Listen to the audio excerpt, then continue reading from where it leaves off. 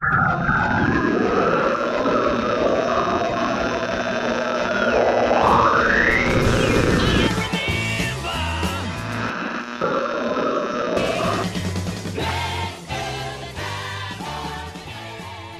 there, unconventional conventionists. Thanks for tuning in to Time Warp Radio, the Rocky Horror Picture Show movie by minute podcast, where with each 7 minutes, we can make you a fair.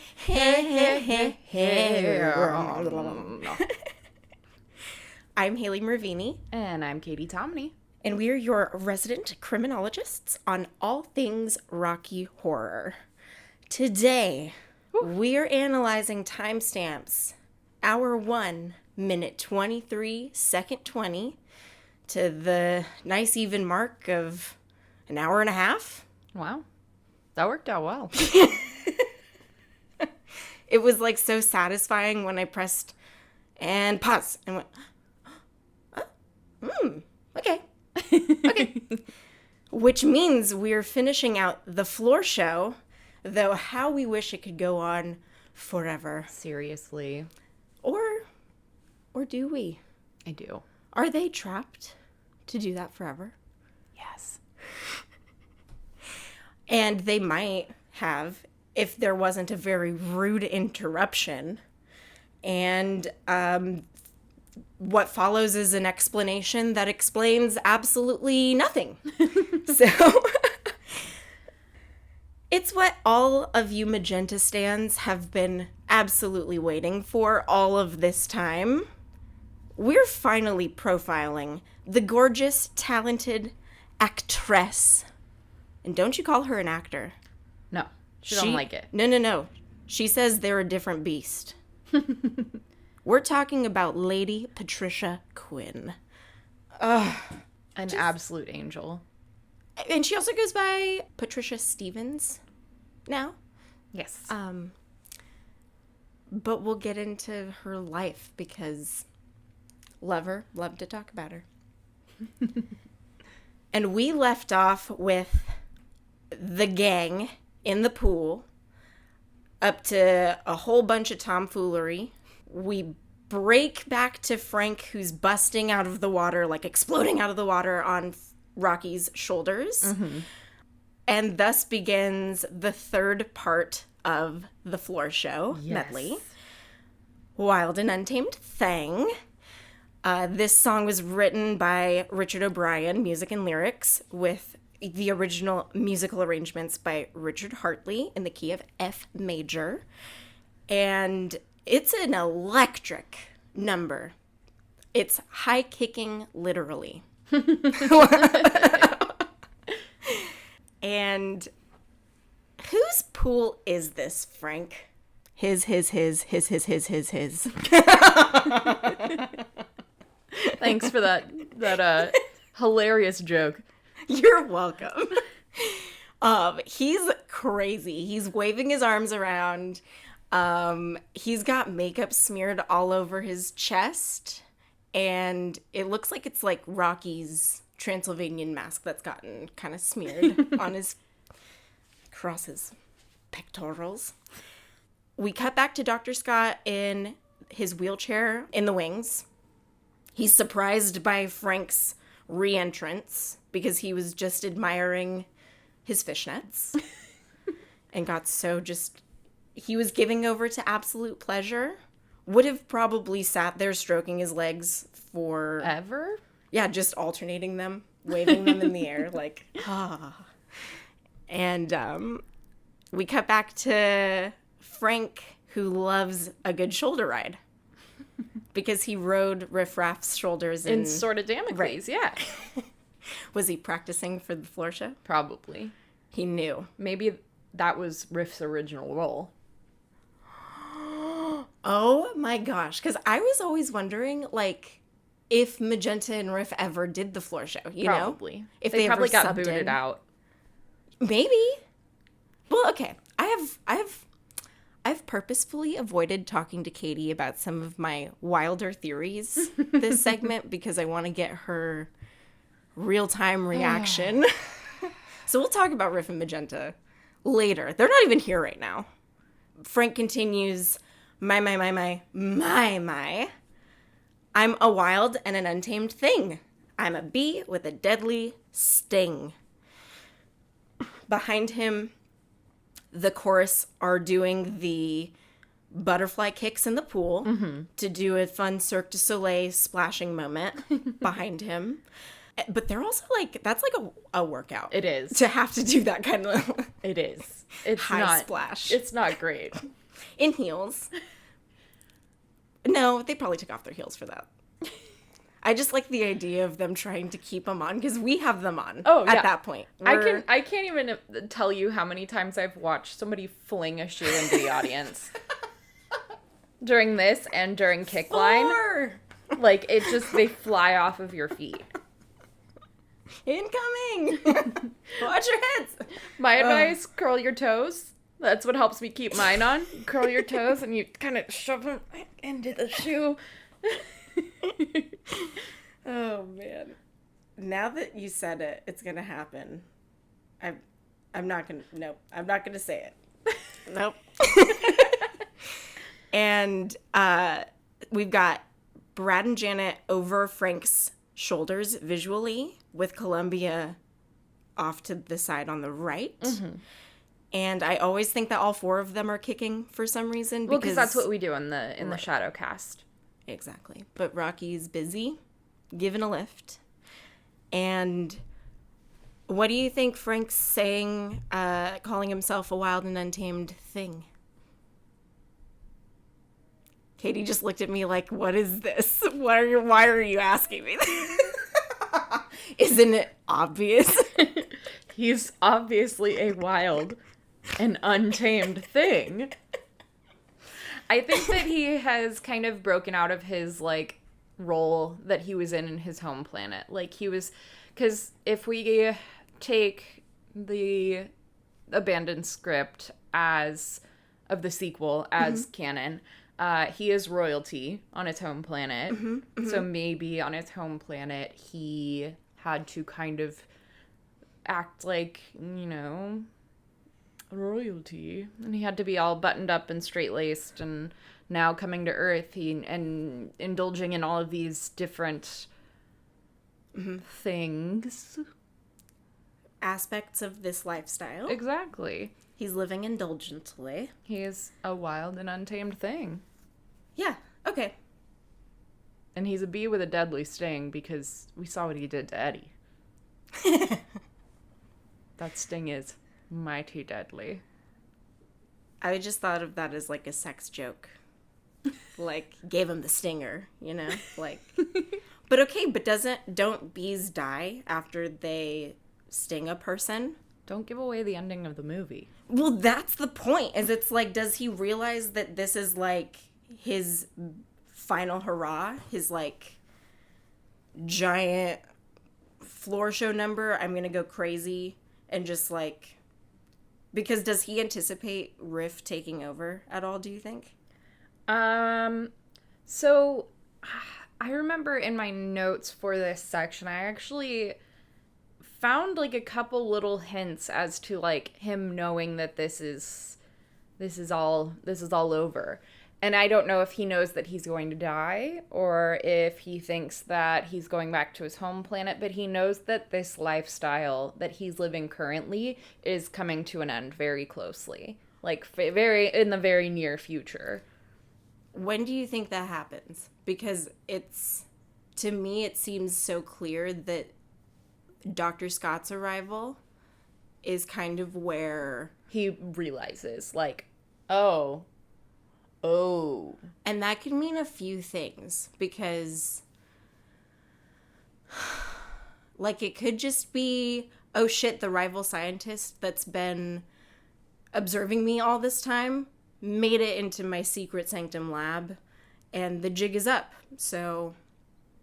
That's like a mutiniable offense, If Riff and Magenta are like the control on this mission and they're like, well, you broke the one rule, which was don't let people find out that we're aliens. And like now the person that like literally should not know that we're here knows that we're here. And has seen all of our technology and has looked at the panels and has looked around. Yeah. Who knows how long Dr. Scott's just kind of like poking around downstairs before Frank flips the magnet. Mm-hmm. You know, he probably saw a lot of... I mean, we see a lot of very interesting things around the castle. Oh, yeah. That contribute to them being not of this place. He continues, get a hit and your mind goes ping, your heart will thump and your blood will sing. And he's doing the like taps on his heart, doing the like ping. I don't know how to describe that hand gesture. Hands. You know, when you go bing. Yeah, I get what he's thinking. Like a little flick. I get what Tim is trying to characterize here. And is this him literally explaining that they're on drugs right now? That he drugged them while they were in their Medusa state, maybe? See, for me, it was like, I'm a wild and untamed thing. I experienced all these things. And now, as soon as I realized how much my life is different, my mind went ping. My mind go kaboom. That's what you almost said. Yep. I speak the English well. But I think you're right, because, I mean, how do we feel walking out of Rocky Horror being like, either, what the heck just happened? That was a lot of fun. Or, I need to watch it again. I don't know how I feel. Like, now I'm just thinking of things that I didn't know we could think about. Does your heart thump and your blood sing? Every time. No, legitimately, like, so we had another drive-in event, and even sitting in the drive-in, as soon as every musical number starts, I get sucked back in. Like, that's why I think the movie is so perfect, is like, every song gives you the opportunity to get back into it, even if you got kind of lost in the nonsense and it kind of flew off the rails. Like, oh, well, this song's catchy. At least I can, like, enjoy the spectacle of the number. Mm-hmm. And, like, I was watching parts of it earlier today, and, like, Over at the Frankenstein Place starts, and that bum, bum, bum, bum, bum, bum, bum. It gets me, like, I start smiling. I can't help it. I'm like, this brings so many good memories to me. And, yeah, every time the movie feels so special. Yeah. Yeah. So, let the party and the sounds rock on. We're gonna shake it till the life is gone. He jerks off with one hand on the right, and he jerks off with one hand on the left. And again, it's like he's realizing his time on Earth is limited. Yeah, he's gonna shake it till the life has gone. Shake what? We'll let you decide what you want Frank to be shaken. Shaking his groove thing? Yes. Is he shaking other people's groove things? Ooh. Is Transylvania a musical planet? I think one of our guests have brought it up before. A couple of our guests have brought it up. It's one or the other. Like, it's either a musical planet or they don't have music. You know what I mean? Like, yes. That's how most of these wild theories of the movie go. It's like it's either one end of the spectrum or the other. Yeah, like either they like highly, highly, highly value music, or they don't have music, and that's why Frank is so into it on Earth, is because it's like, oh my god, this is something completely brand new to me. Yeah. You know? Like, it's just like, I'm just thinking, like, Riff and Magenta 2 don't talk very much except through song. Like, we hear most of Riff during the time warp. Like, that's where we really get... And then we keep that voice in our head for the whole rest of the movie of that, like, when he goes up in that octave. Because I'm thinking if it's like that Scrubs episode where the woman wakes up and, like, everything is in song and bits of dialogue that to us humans in the audience sound like spoken English. It's all just song. Mm-hmm. Do you know? Yeah. I don't know. Like an opera.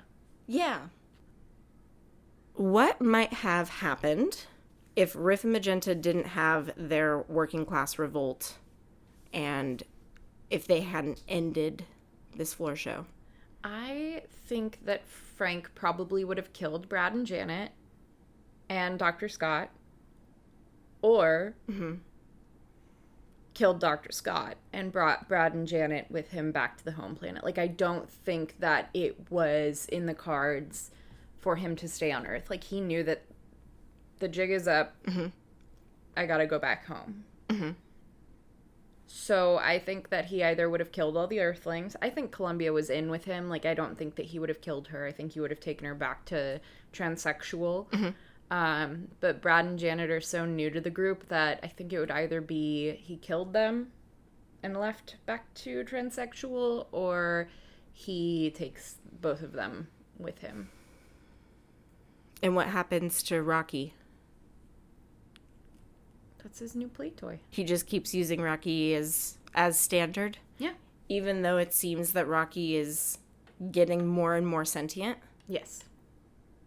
And then once he gets to be, you know, too sentient, kills him. Or Medusas him. Yeah. Because that's what I'm thinking is, like, Frank would have kept going on until floor show ended, and then whenever that would be, whenever he gets tired, who knows? They might have just, like, literally kept dancing until one of them fell into the pool. Ooh, like that episode of Buffy, the musical episode of Buffy. Is that what happens? Where there's, like, a demon that, like, makes them burst into song and dance, and then they dance until they catch on fire, and then they burn to death. Not exactly, but... But you know what I mean? Like, they dance until they die. Yeah. Literally collapse from exhaustion, from, like, just... Okay. Love, love, love, love, love, love. Climax. By Gaspar Noé. And similarly, like, Dance Until You Die, like, maybe they would have, like, Frank would have just kept giving them more and more drugs to keep them in this, like, loopy state until their bodies collapse from exhaustion, or he Medusas them when he's like, you're getting kind of sloppy. I don't want to take care of this right now. And then he just switches the Medusa. I don't know. But also the flip in backstage of this proscenium has an arrow that says de-Medusa. So I don't know if that would mean they could re-Medusa someone from See, that's what I said the last episode, was that I think you can only Medusa in the lab and de-Medusa in the ballroom. That's a good point, because that would explain why they needed to be in the laboratory and why they all went to the laboratory. I think Frank's, like, gone overboard, and yeah, if they didn't get interrupted, they would be doomed to dance forever. Yeah. Frank gets out of the pool and stands in front of the Archeo radio tower. Now it feels like we're watching, like, a literal television program. Do you know what I mean? Like, the way it's framed with the backdrop. It's so, like, 50s, 60s TV. Totally. And just, okay, again, what if this were the 20th Century Fox logo? Like, the level of... Wait, why are they dancing in front of the logo of The film studio that this is produced by. Yeah, this is so confusing. And then when we get like the flash forwards or flashbacks to doing the time warp again later, it would be a thing of like the movie is starting over, we're getting the fanfare again, we're getting reminded that we're watching a movie.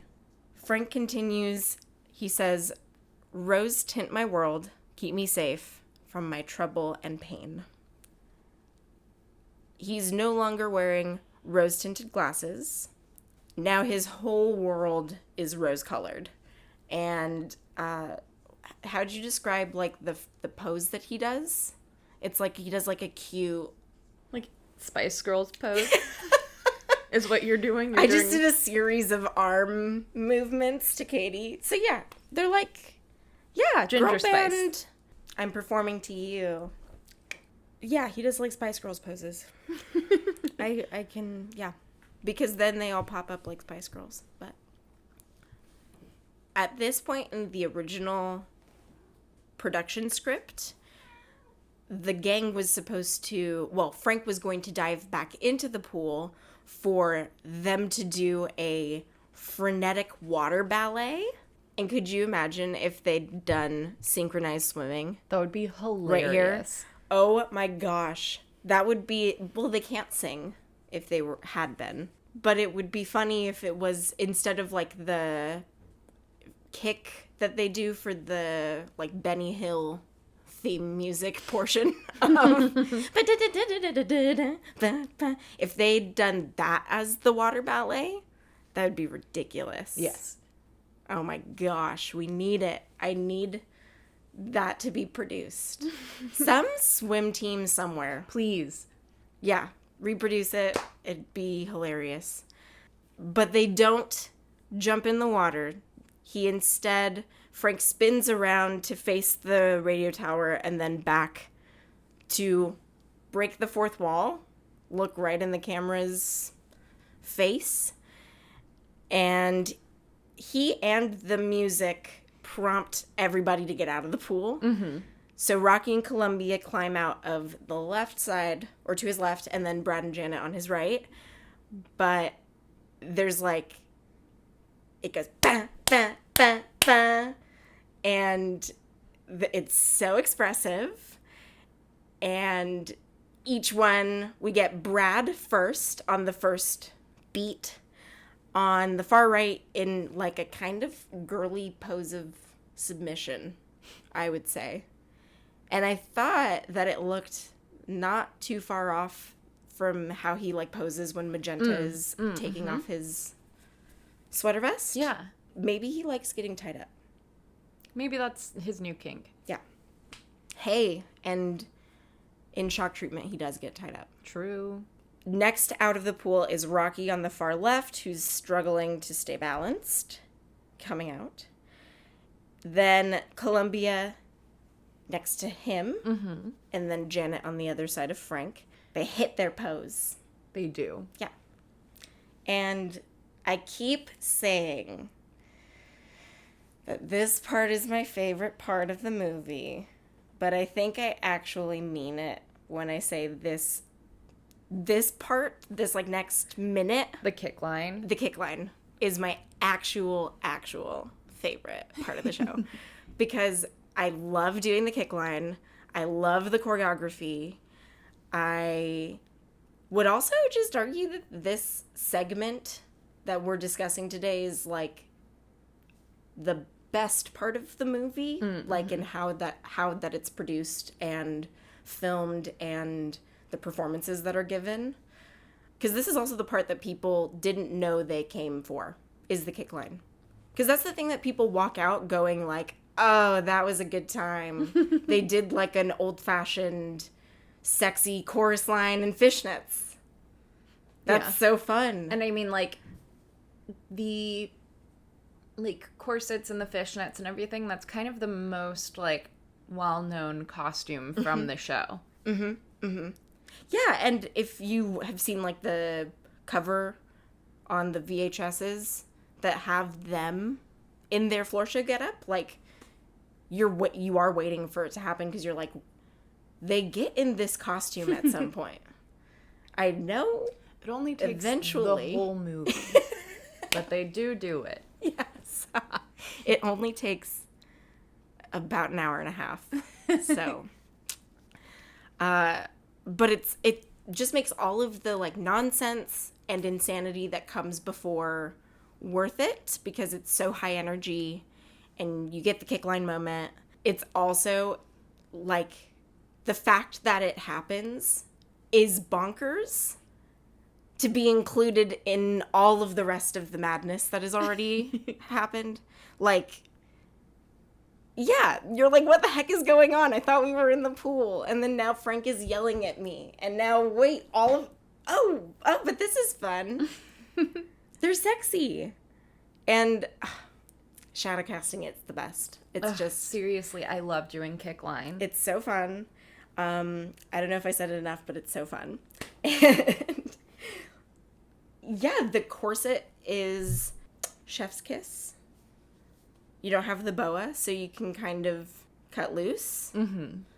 I just want to recommend to aspiring shadowcasters to learn which direction to walk so that when you perform it, you are not accidentally separating from the rest of the kick line and just, unless you're Rocky. It kind of works if you're Rocky. I will give my little piece of advice. Instead of hover handing over the back of the person next to you, I legitimately like hold on to their waist so that it kind of pulls me in the right direction. Yeah, I think I grip shoulders. Because as Columbia, I'm next to Frank. Uh-huh. And whichever way Frank goes, I'm going the way that he goes. So I will literally grab onto the back of Frank's corset. Just for that initial, like, which direction are we moving first? Yeah. Because then at least, I would hope Frank knows. Because I've seen people just do, like, hover hands. And I'm like, homie, that's how you go the wrong direction. That's how you lose it. Mm-hmm. Don't do that. Mm-hmm. Don't hover hands. I mean, this is also, we're talking about this pre-lockdown. So, I mean. Pre-social distancing. Yes. It'll be a very extended kick line with touch fingertips. Yeah. I just, when I'm performing as Janet, I kind of think about what would Janet be thinking in her head if she were high on heroin right now. And we're also like so stoked to be living out her Lily St. Cyr fishnet burlesque dream. So I'm kind of like, I try to be very comfortable in my heels when I'm doing Janet. Yeah. Show. I mean, in that case, I am also very much in character as Columbia because I'm like, where's Frank? Grip onto Frank. I need Frank. Valid. And in the commentary, Richard O'Brien makes a comment about how they could have filmed this like on a different day, or they could have like drained the pool and had them not getting out of the pool sopping wet. But Jim Sharman insisted that they come out sopping wet, and Richard O'Brien is like, they were slipping everywhere. Like, it looks neat. I don't see them slipping that much. I see, like... I think it looks great. Yeah, I see them kind of having... when things get crazy... I think it adds to it, though. Yeah. I'm not mad about any of it. Like, it all adds to the whole kind of, like, what I feel like the point of the floor show is. So then they are on Frank's wave level, I guess. They all join in. They sing together, "We're wild and untamed things. We're bees with a deadly sting." They 4-step forward into a kick line, and whatever direction they're walking, they're also whip turning their heads to look at what direction they're kicking. Everyone is singing along. Yes. Including Brad. Yes. right? And, okay, I want to give Barry more credit where it's due because he's quite fantastic in these heels. He still walks in heels really well, too. Yes, that's okay. I was just thinking about this. That's why he totally still comes to like Comic-Cons in floor show because he's like, I still you guys got think that I was having trouble walking around in those heels. Like, no, he is a trained Broadway actor. You know, he was like, you give me choreography and okay, I'm going to learn how to walk in heels because he nails it. He hits the beats right on time. He looks like a professional. Whereas like Susan and Nell are like playful. We got this. Yeah. Like they wear heels all the time. They're definitely having more fun, being more playful. And Peter's there. He's doing a modest kick. He's given it his best effort. It's the dynamic tension. He's worked out his arms a lot. So doing these leg kicks, he's like, oh, I always skip leg day. You made the point that, like, they are like his puppets. Yeah. Because I like that you noted that he raises his arms and it's like they're on strings. Yeah. Yeah. Like, this is where I'm, like, super convinced that, like, okay, they are under some sort of spell. They are under his control because he literally, like, lifts his arms up and then, boop, here they pop out of the pool. Like, here they come. They know instinctively. I'm just curious what being a wild and untamed thing means to each of them. Like for Janet, it's for sure being an independent woman, like not having to rely on the patriarchy and not having to worry about being a wife and mother. Yeah, she's just kind of like maturing. Yeah, and it's so appropriate because I was re-looking at their Denton Affair statements, and she's 22 years old, and like that's kind of the age that a young gal has either, like, if they went to college right after high school, like they've graduated college, she's just like, okay, I know this is how I want to do my hair when I go out now. Like, I know this makes me look really sexy. And,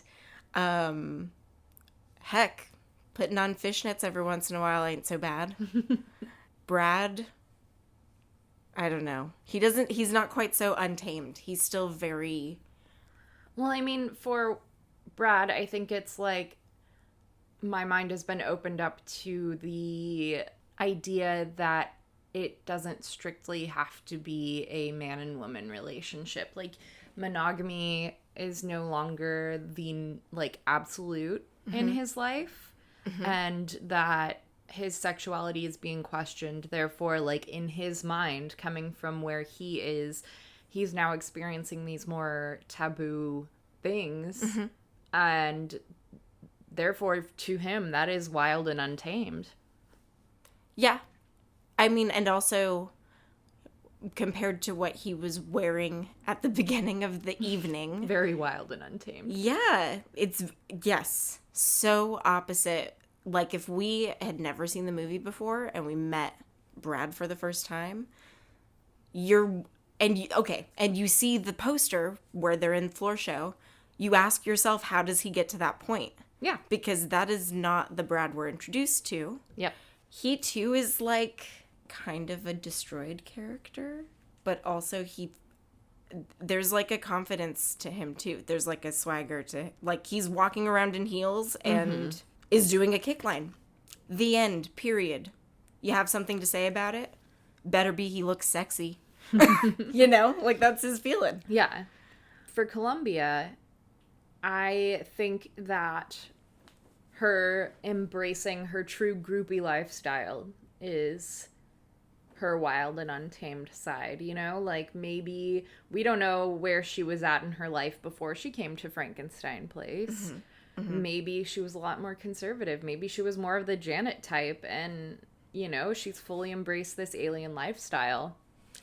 I really like that you brought that up because I was just thinking about, like, you know, how Rocky has Eddie's brain, is operating off of Eddie's brain. If I'm looking at this kick line, I see Eddie reincarnated and his girlfriend Columbia, and Brad and Janet, who are on the same trajectory to become the next reincarnated sex toy and groupie. Yeah, exactly. Like, is Columbia the next to get cannibalized even? Or is Brad? Yeah, exactly. Which would support if Transylvania is like a matriarchal utopia. Mm-hmm. Because then the men are less important. Yeah. And are they can disposable. be hunted. Yeah. Yeah. And then Rocky is literally created to be a wild and untamed thing. I think he doesn't... Well, okay. I don't particularly hear Peter Hinwood or Trevor White in the audio track. I think he's too focused on dancing. He's concentrating. Well, I don't know if I think he might just be, like, mouthing the words. But you know where I'm going with Yeah. it? Like, he was created to be a wild and untamed thing. Like, he literally is just, like, his main goal is to bone.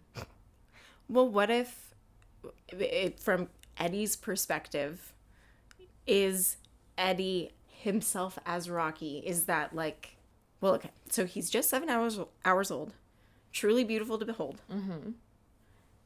Like, that could be Eddie kind of embracing, like, well, damn sexy. I look great. So, like, might as well. What I did want to also talk about is, like, the Catholic Church's opinion on female sexuality in the 1970s. Because I watched a really good movie on Shudder called What Have You Done to Solange?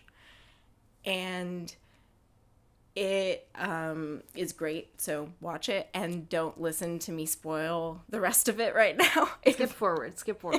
if you don't want it spoiled, because it's good. It's like a murder. It's a giallo, so it's murder mystery, fun crime, but not fun because also like Yucky. Okay, full female frontal nudity, both in the sexy regard and in the this is upsetting and I don't know how comfortable I am watching this right now. So, like, in that way, effective horror material.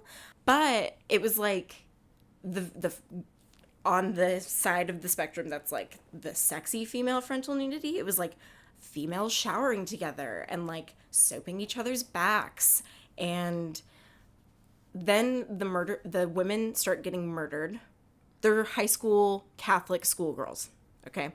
I'm getting Carrie vibes. Very much so. Yes. One of the characters that got murdered was a girl named Janet.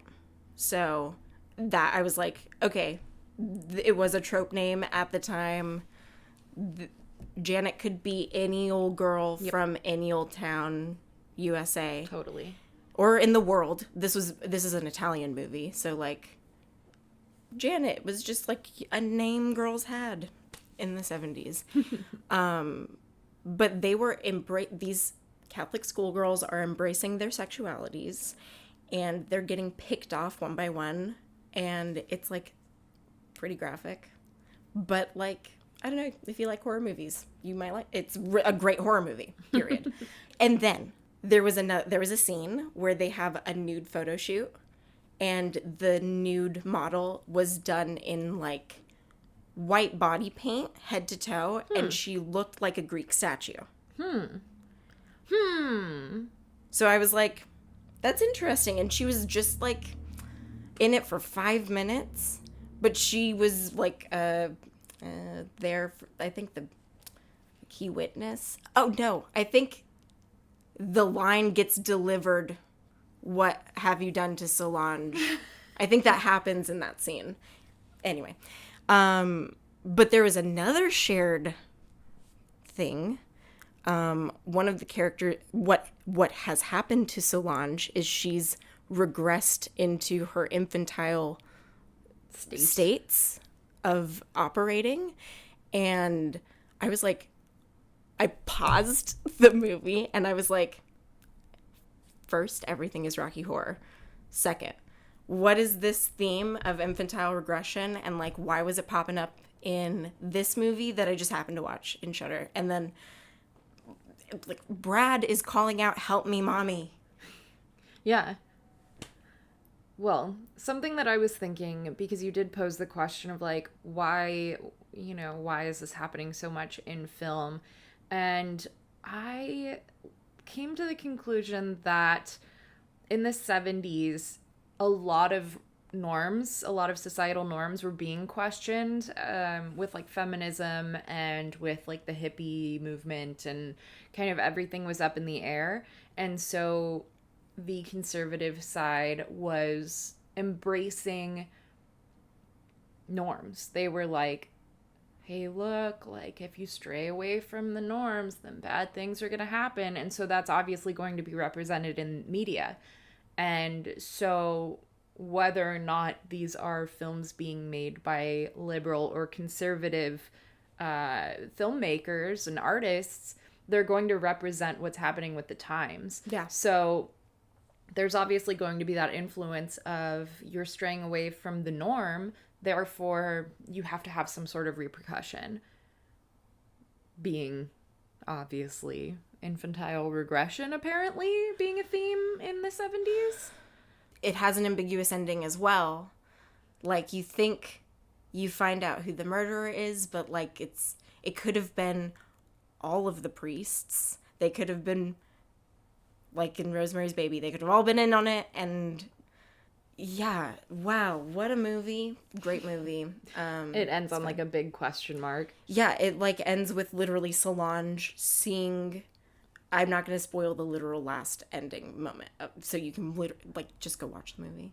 Something else that I thought was really interesting was, I mean, obviously this had happened after these films were released, but the Pope declared 1975 a holy year, which basically meant that people were allowed to sin however much they wanted, and as long as they like came to Rome and like repented and asked for forgiveness, then like they would be forgiven. And I think that has to do again with like societal norms being questioned, and the Pope recognizing that like people may want to experiment a little bit more, and him saying like it's okay for you to experiment as long as you come and repent. And I just think that's like a very interesting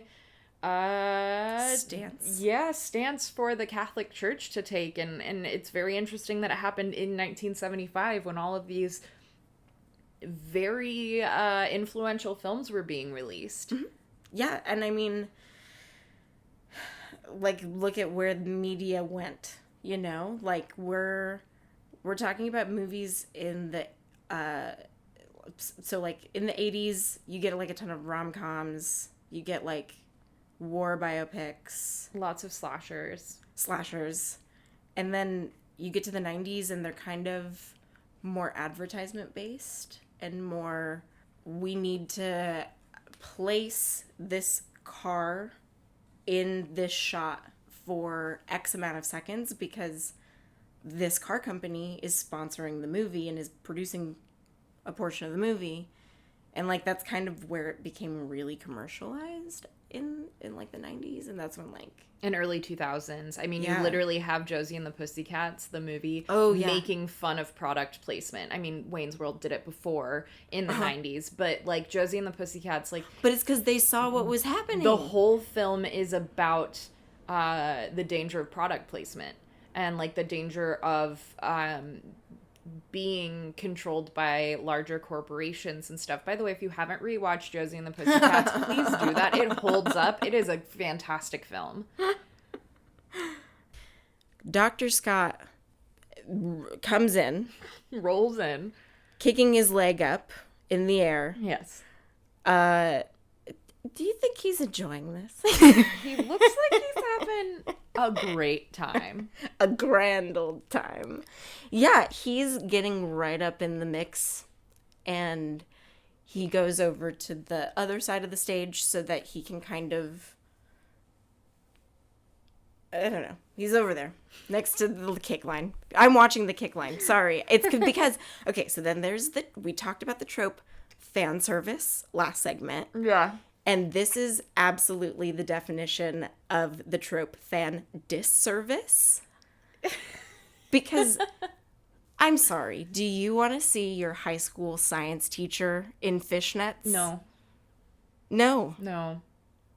No. Mm-mm. And my high school science teacher was was arrested for Statutory rape? having a relationship with a student. Statutory rape. Thank you. Right.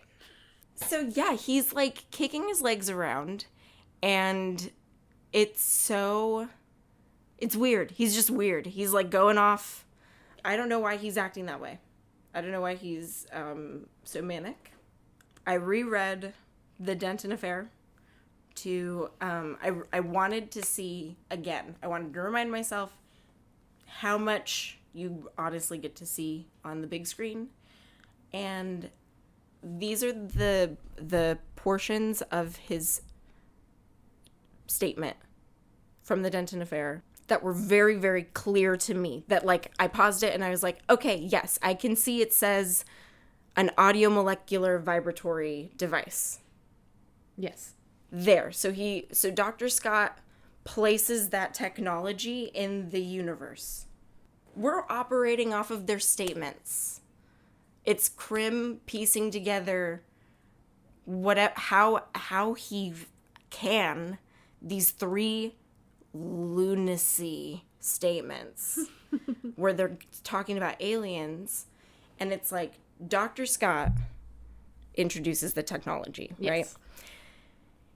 He also says, Brad and Janet were coming to pay me a surprise visit. Well, it certainly was a surprise, I can tell you. I'd decided that the time had come for me to go and visit the mysterious castle with the blue dome glowing so mysteriously in the darkness of the velvet night. He also says, and I can see it, when all of a sudden I slipped on a banana peel. Can you imagine? A banana peel. And I've been in a wheelchair ever since. Anyway, and he redirects back into, like, his statement of the events of the evening. I then reread, like, the online statements. Yeah. He says, buckets of rain. It was raining quite heavily, and I had my brelly up. I entered the castle, lab, I thought, and roamed about the corridors for some time. I went, and a very curious thing happened. And I'm saying these pauses because he's going in and out of like gibberish Latin and gibberish German and like fake words. Yeah. That don't make any sense. The wheels of the move faster, and suddenly I zoomed up some stairs, in and out of the rooms. I think that they were very strangely another flight of stairs, and finally arrived. And then at that point, the rest of his statement just devolves into the gobbledygook. Like, almost it seems like speaking in code. Yeah. But I'm, like, trying to read into Dr. Scott's statement becoming... As soon as he meets Frankenfurter, that's when his statement actually stops making sense. Yeah. I'm just curious what Dr. Scott is like outside of the hour and 40-some minutes that we get with him every week. Because is he like a recluse? Does he have like a weekly dinner set with Brad and Janet that he was expecting them that night? Yeah. And like, what was his relationship with Eddie? Like, how often was he really seeing Eddie for him to notice Eddie had gone missing? Or not notice he'd gone missing and had to be alerted via catch-up note? Yeah. We also can infer that he's never been married. Mm-hmm. He doesn't have his own kids because he has a special interest in Eddie. Mm-hmm. I'm curious if the Denton affair is referring to Brad and Janet having an affair with their high school teacher, Oof. Dr. Scott. I don't like that. Like, it's possible, but I don't like it as in it's yicky. It is yicky, but then Yeah, like you put on the reality glasses of like, okay, if Brad and Janet, they wind up in their underwear in the middle of nowhere in a field with their teacher, they're all in their underwear, and they're trying to come up with some kind of explanation for why the police found them there in the middle of nowhere in underwear with their high school science teacher. Mm-hmm. Do you know what I mean? Yeah. Yeah, because it gets squicky. But then I have other Dr. Scott thoughts. This is where I haven't told Katie my ideas yet. Okay. They continue. You get a hit and your mind goes ping. Your heart will pump and your blood will sing. And we cut out to see the full proscenium. It's got red and blue flashing and like pulsating lights going all around the the edge of the stage.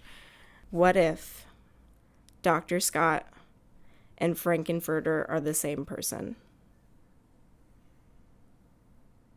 We literally see them together. We see Farley and Brad together. Yeah, but they're not the same person. Or are they? They're twins. But I don't know if they are. There's a newspaper article that says that they're twins. I have so many thoughts about shock treatment. But I'm just wondering if, like, Brad and Janet get their flat tire. Brad knew where Dr. Scott was having his weird, like, sex orgy thing. And that's where all the Transylvanians were. Like, his fellow sex orgy people that are into UFOs. And they are introduced to Dr. Scott's alter ego, which is Dr. Frankenfurter, which is a cross-dressing, fish-netted, heeled goddess. And they're introduced to this alternative lifestyle, and then it's actually Dr. Scott that's performing all of this experimentation and has experimented on his own nephew. See, that would be a believable idea if Dr. Scott and Frank weren't in the same room having a conversation with each other. But okay, it's not, they don't really have conversations with each other. It's like Eddie's Teddy happens, and it's like Dr. Scott pleading with him. It's the fact that Brad and Janet and other characters acknowledge both of the separate characters while they're in the same room. You're okay. There is a Rocky Horror roll call, so that is valid. I'm just thinking about it. I thought of it and I was like, it would be a valid argument if they didn't acknowledge both of them. They continue the previous chorus. So let the party and the sounds rock on. We're gonna shake it till the life is gone. Rose tint my world. Keep me safe from my trouble and pain. And then the floor show, I could only find the word frenzy for what occurs, because they just go, there's choreography, of course, but it's like so amped up. They're doing like, how to explain it? Spin and jumps and like flailing their arms around. And we're getting so many various camera angles that are like, we're front row, but we're also like salivating and like leaning onto the stage. You know what I mean? Like we're getting really close. You made this note that it sounds like it's getting faster. It feels like it's getting faster. Yeah. And it's not. It's still the same. It's the same pace. Counts. Yeah. But it just, like, the movement and the energy, it, like, all ramps up, and it just makes you feel like you're, like... Like the chicken dance. Like, the chicken dance gets faster and faster progressively. And it's also the saxophone comes in. It's, like, screaming. Yes. High notes. And I always think it makes me think of Saturday Night Live. Like, every intro when they just...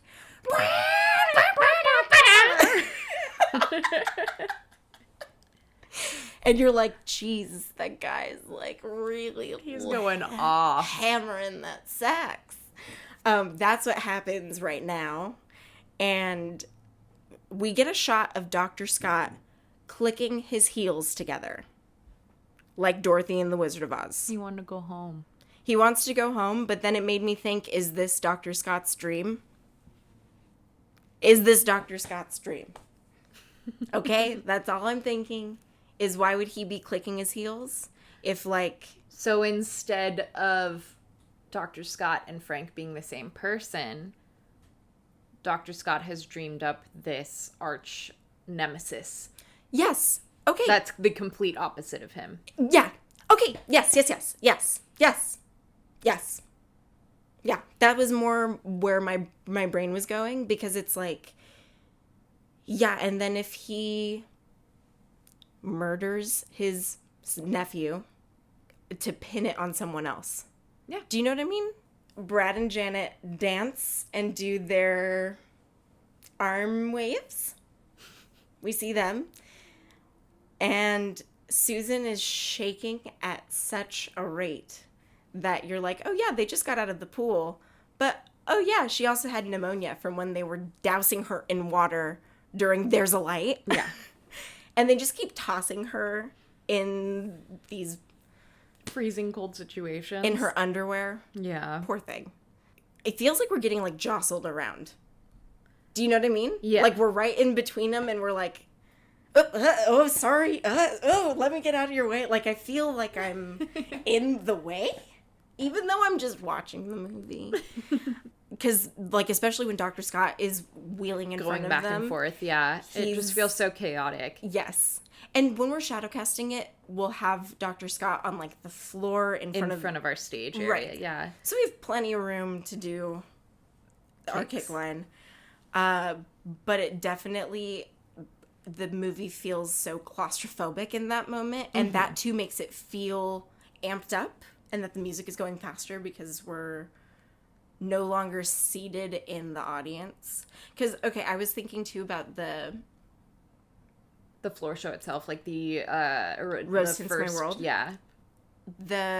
We're getting shots, like, from the back row of the voyeurs who want to be observing as far away as possible. And then we also get the perspective of people that want to be right next to it and as close to it as possible. Mm-hmm. I think that's what gets people to come back and watch it again, or, like, go see a shadowcast again. Because there's, like, intentional shots that make you feel like you're in the movie and you're in the middle of these crazy dance segments. Mm-hmm. Like Time Warp 2, you get that feeling of, like, I'm surrounded by people right now. Mm-hmm. And I'm bumping elbows with people, and they're just, like, so frenzied. They're moving so erratically with so much actual chaos that we're getting whiplash, getting thrown around. It's so absurd and very, like, surreal on a dreamlike level. You don't, like, a kick line doesn't get to this level, does it? Does every kick line ramp up to this? To a chicken dance, like, wild and crazy running around? Oh my gosh. They continue, we're wild and untamed things. We're bees with a deadly sting. This is totally, I think we've used the trope for sex is liberation, I don't know, a few times in this movie. But it's just a common feature of coming of age stories. Yeah. Which is a reaction against more cautious fictional portrayals of sex, especially portrayals that sex is evil. Again, I say go watch What Have You Done to Solange. They continue, you get a hit and your mind goes ping, your heart will pump and your blood will sing. We're getting just, like, all of them. Yeah, we're getting intercut shots of each of the characters. We get Rocky and Columbia, we get Dr. Scott, we get Frank, we get back to Dr. Scott. Mm-hmm. Like, it's just intercut with all of these different shots of the characters dancing back and forth. And that's why I think everyone has a different favorite character in Rocky Horror, because, like, all of them are somehow there all the time. You feel like you get a lot of even screen time with all of them, even though Dr. Scott's missing from the first half of the movie. And, like, especially in this moment in the floor show, we get all of them that are on stage, plus the two that are about to arrive. Like, they all have a really, iconic moment in the Floor Show. Yeah. That, like, if Rocky's your favorite, you probably love Floor Show. If Dr. Scott's your favorite, you probably love Floor Show. If Riff's your favorite, you absolutely love Floor Show. Totally. You know? That's Riff's favorite part of the night, is the Floor Show. Dr. Scott leaves off the stage. The group continues. We're going to shake it till the life is gone, gone, gone, gone. We're getting, like, canted angles at this point of what I would say are, like, the edge corners of the stage. Yeah. And we're getting, in the background, there's more SS Titanic life rings that are just kind of, like, stationed there. Like if they had done the ballet. Like, that's where I see the production notes are still being, like, portrayed in the film of, like, that's how they would have continued singing during this number, is if they were on buoys and they kept popping in and out of buoys and doing ridiculous leg work, like, in and around the buoys. That would be so much fun. Yeah. That choreo is so hard for Peter at this point. He looks so like he got off the beat and wait, are we still rolling? But what can you expect out of a man that's just 7 hours old? They say, "Rose tint my world, keep me safe from my trouble and pain." And it's not like they know they're going to get cut off. But it's like the perfect musical break. Right. They're not getting interrupted in the middle of the kick line. Riff could have interrupted at any time. But it's almost like he respects the Floor Show. He's like, no, I'm going to let them finish this section. I don't know what would have happened next. If they did a spin, would they have done more kick line? Would they have done the water ballet at that point? Frank spins around and has this, like, shocked look on his face. And we whip to the back of the ballroom. But it's from behind Frank and Janet. Like, we get the, like, fast whammy zoom. Yeah. To Riff and Magenta literally breaking the door down. And it's, like, it's such a powerful moment. It surprises you even if you're expecting it. And it's because you do kind of want the Floor Show to go on, like, another minute or two. Like, I could have kept watching that. Right. But then it also perfectly rounds it out. Yeah, before it gets, like, okay, I get it. They're in the fishnets. Because then you still have the impact for I'm Going Home. Yeah. For Frank to be serenading in the fishnets. Mm-hmm. Riff and Magenta bust in. They're in military-style space suits. They bust the door down just like they did in Time Warp. I just wanted to say. That I think Time Warp was them hatching their plan. Yeah, like them busting into the doors into the ballroom. Yeah. I can see that. Maybe they got the idea from that. They were like, ooh, that was cool. Maybe we should do that again. I like that idea, too. Ooh, you know that kick you did? Do it again for me, brother. Ooh, that made me feel gross. I have a brother. Like, okay, but for real, they bust in the door right at that musical break. It's a mutiny. They could have busted in at any time. Mm-hmm.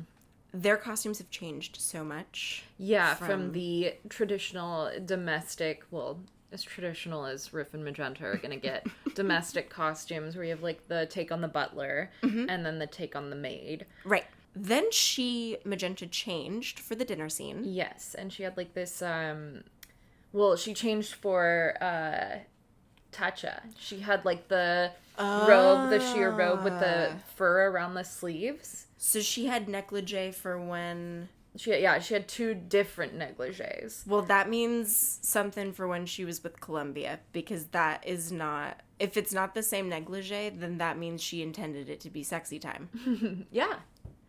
But You know? it's in that one, it's like a long sleeve, and it has like a fur trim around the bottom and around the sleeves. And then during the dinner scene, it's a sleeveless wrap style. Mm-hmm. And it has like sparkles that trim it. It's really the pretty. one look that you're like, I could get away with that in public. Like, I could probably wear that magenta to like a club.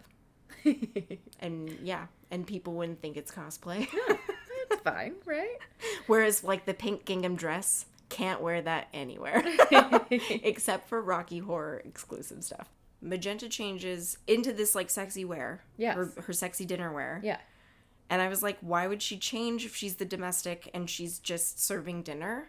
Like, she had a costume change to sling some meat on those plates, you know? Meanwhile, Riff is in the same thing that he's been in the entire film. Exactly. Why did she have the expectation to change? And then I was thinking it was like a rule set by Frank, or like the domestic expectation is that she dresses for dinner. Mm-hmm. To serve dinner, like a housewife would be expected to like look presentable for her husband, who she's warmed a microwave meal for. Yeah, I can see that. Because I am curious about Riff and Magenta, and we have avoided talking about the characters and the actors because, again, these are things that I haven't yet talked to Katie about, because I'm curious if they are actually robots. If Riff and Magenta specifically are robots. No. Because, okay, if they're from another planet, they'd be aliens regardless, because it's alien technology or alien biology. It would explain why they are so programmed in how they respond to each other and to Frank and to the guests who don't know they're like... Yeah, but we do they're get supposed those, to say, like... hey, Alexa, and not just... Or, hey, Siri, and not just Siri. Yeah, but we get those shots of them, like, reacting to, like... watching people on the monitors and stuff, and I don't think that with robots we would get that type of like emotional response. Well, okay, because then I started thinking about Alien and how it's a crew of humans, and there is one among them that they think is human the whole time until he gets a bunch of wires ripped out of him, and they're like, what, you were a robot the whole time? What? You mean there was a bigger mission that the computer was made aware of that I was not made aware of? Do you know what I mean? Like, because I'm just thinking... Haley's tinfoil is wrapped too tight. I want to make sure I don't miss anything. You know? They say see androids fighting. And Riff and Magenta fight with Frank. They have a standoff with Frank. But their costumes right now are Flash Gordon inspired. Yeah. Their costumes are like black and gold, like vinyl. Mm-hmm. And metallic. Yeah, they're metallic. They're very reminiscent of like early like TV version of Flash Gordon. Mm-hmm. Even to the like down to like the design, like the angular features on them and stuff. Like it's very reminiscent. Yeah, I still think it's like they came in contact with a frequency where they saw these TV shows. They saw how they could make these references because they... Or do you think that's how they dress on Transylvania? Nah? I think that they were inspired, like they watched films or TV show or whatever, and they were like, that's such a cool look. We should do that. But then think of like, compared to our spacesuits that are completely encased, you have everything attached to, like, you have computer systems all over you, and you're like protected from the elements. It's like that you guys know what an astronaut looks like. Like, you have a helmet over your head, like very, very protected in the environment. If this is their space suit, it makes me think that they don't need that much external protection.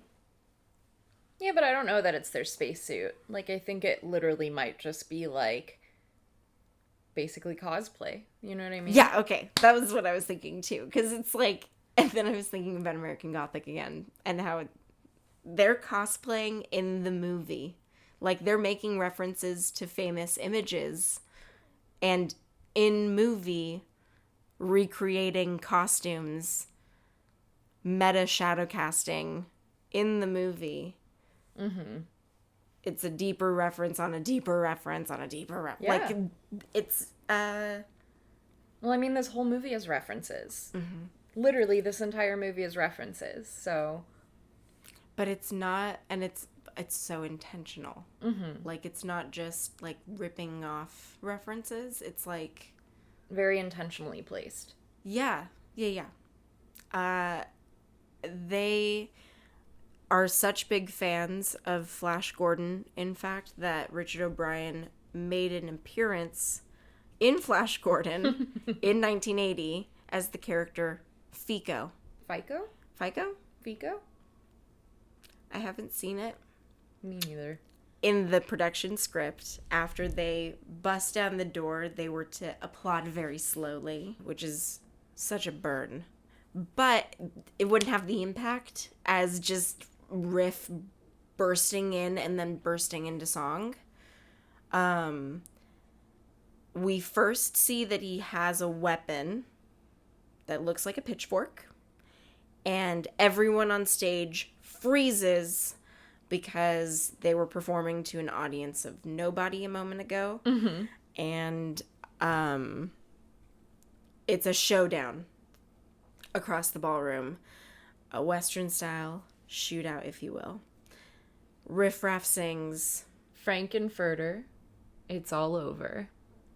Your mission is a failure. Your lifestyle's too extreme. Where did Frank think Riff and Magenta were all this time? I don't think he cared. Okay. I think that he just was like, I'm doing my thing. They're just the help. I don't care what they're doing. I mean, if they're automated robots, he may not think they're capable of mutiny. He may not think that the software is capable of overriding his, like, programming. I still think your tinfoil is too tight. We cut to Brad and Janet, who he's, like, intimately next to her, and I just can notice the visual shift in how they hold each other. Like, he's had his arms or his hands so respectfully at Janet's shoulders the whole movie, and now his, like, he's comfortable. He's got his arm, like, slinged around her hip. He's, like, I think he's, like, grabbing onto her corset, like, or at her hip. It's just, like, so cute. Like, they're so sexy together. Oh, my gosh. The two of them in fishnets. This is just, they're so close now. It's definitely, like, a is that an characteristic improvement? shift, for sure. Is that an improvement in their relationship? Are they for the better? If we saw them earlier, they were so restrained with each other that they could barely peck each other. Yeah. And kiss each other on the mouth. Yeah. That now they're like, they're about to get married to each other. Are they going to be walking on eggshells their entire domestic life? Not anymore. Not anymore.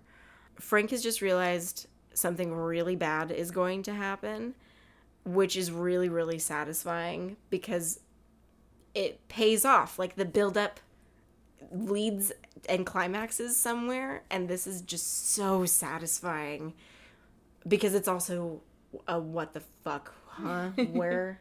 What? Huh? Where did this come from? What? How is this happening? Yeah. We get a shot of Riff and Magenta from below. He's poised his ray gun on his forearm, and those pitchfork prongs are, like, perfectly blocking his face. Mm-hmm. Which I don't know what it means yet, but there's another frame that... Just remember it. The pitchfork in front of his face.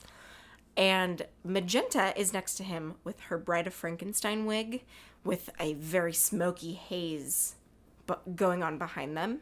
I thought that it was super interesting that they chose to give her that Bride of Frankenstein hair. Because Bride of Frankenstein, the film, she was created to be a companion to the monster. And so when she's revealed, or when he is revealed to her, she immediately, like, screams in horror. She rejects him. She doesn't want anything to do with him. He freaks out and, like, pushes everybody out of the lab and is like, you guys all need to go. Locks himself and her and one other person in the lab and burns it down with them inside. So to me, her hair could just be a nod to the classic film. Like we said, this film is based on references, but it could also signify that she was created to just be someone's partner and not to have a life of her own. Like, she is meant to be the other half to someone. Are you telling me she could have been engineered in a lab? No, and I'm could telling be you a that she robot? was written in the script as a character to be the counterpart to another person's character. So the counterpart to Riff. Yeah. Like, without Riff, there would be no Magenta, because she's just created to be with him. Okay, I like that you said that, because I don't think there would be a Riff without a Magenta for a different reason, but we're going to do it. The Raymond gorilla with a pipe gal that styled Banana Do. It's so, like it looks like it's painful how tightly pulled that ponytail is, because it's giving him a facelift. Like, it's like that kind of inertia, and it's all pulled up at his receding hairline that goes pretty far back, and it just is a banana shape. It's nothing. But it's exactly a banana shape. Bananas, Dr. Scott. And who is Frankenfurter's foil is Riff. Mm-hmm. If Dr. Scott is saying he was felled by a banana peel, are Dr. Scott and Frankenfurter the same person? Is Riff Raff a banana peel? By that logic, yes. So then in the commentary, they said they were burning oil to create that smoky effect. Oh, that's healthy. I think they said that in the commentary, too. They were like, it was really hard to breathe, so I'm glad that's not how they make movies anymore. That they're like, fog machines or CGI. Riff says Frank's mission is a failure. Mm-hmm. What exactly is Frank's mission? See, I've always thought that his mission was, like, observe and report. Like, okay.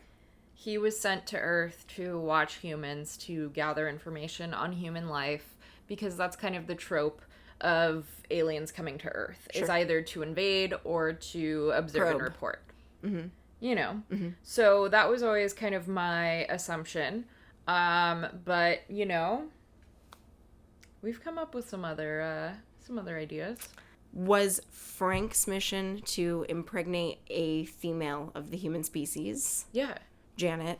And I mean, I think that we found some pretty compelling evidence that this is a definite, like, possibility. Like, I feel like it could be the deeper hidden meaning, and I say that because of the weird fantasy comic book that we dug deeper into. Like, I feel like that was put there for a reason. I don't think it's just we chose a random issue. Like, no, I agree. Yes, and it's the production designers on this, on The Shining, on movies of all time forever. There's intention made in these decisions because there's money backing the production. So, like, exactly, they're finding ways to do creative things all the time, and to say that it's not intentional, or to say that the Denton Affair statements or the weird fantasy that's being referenced in the Denton Affair, like, to say that doesn't affect the storyline is discrediting it being in the movie.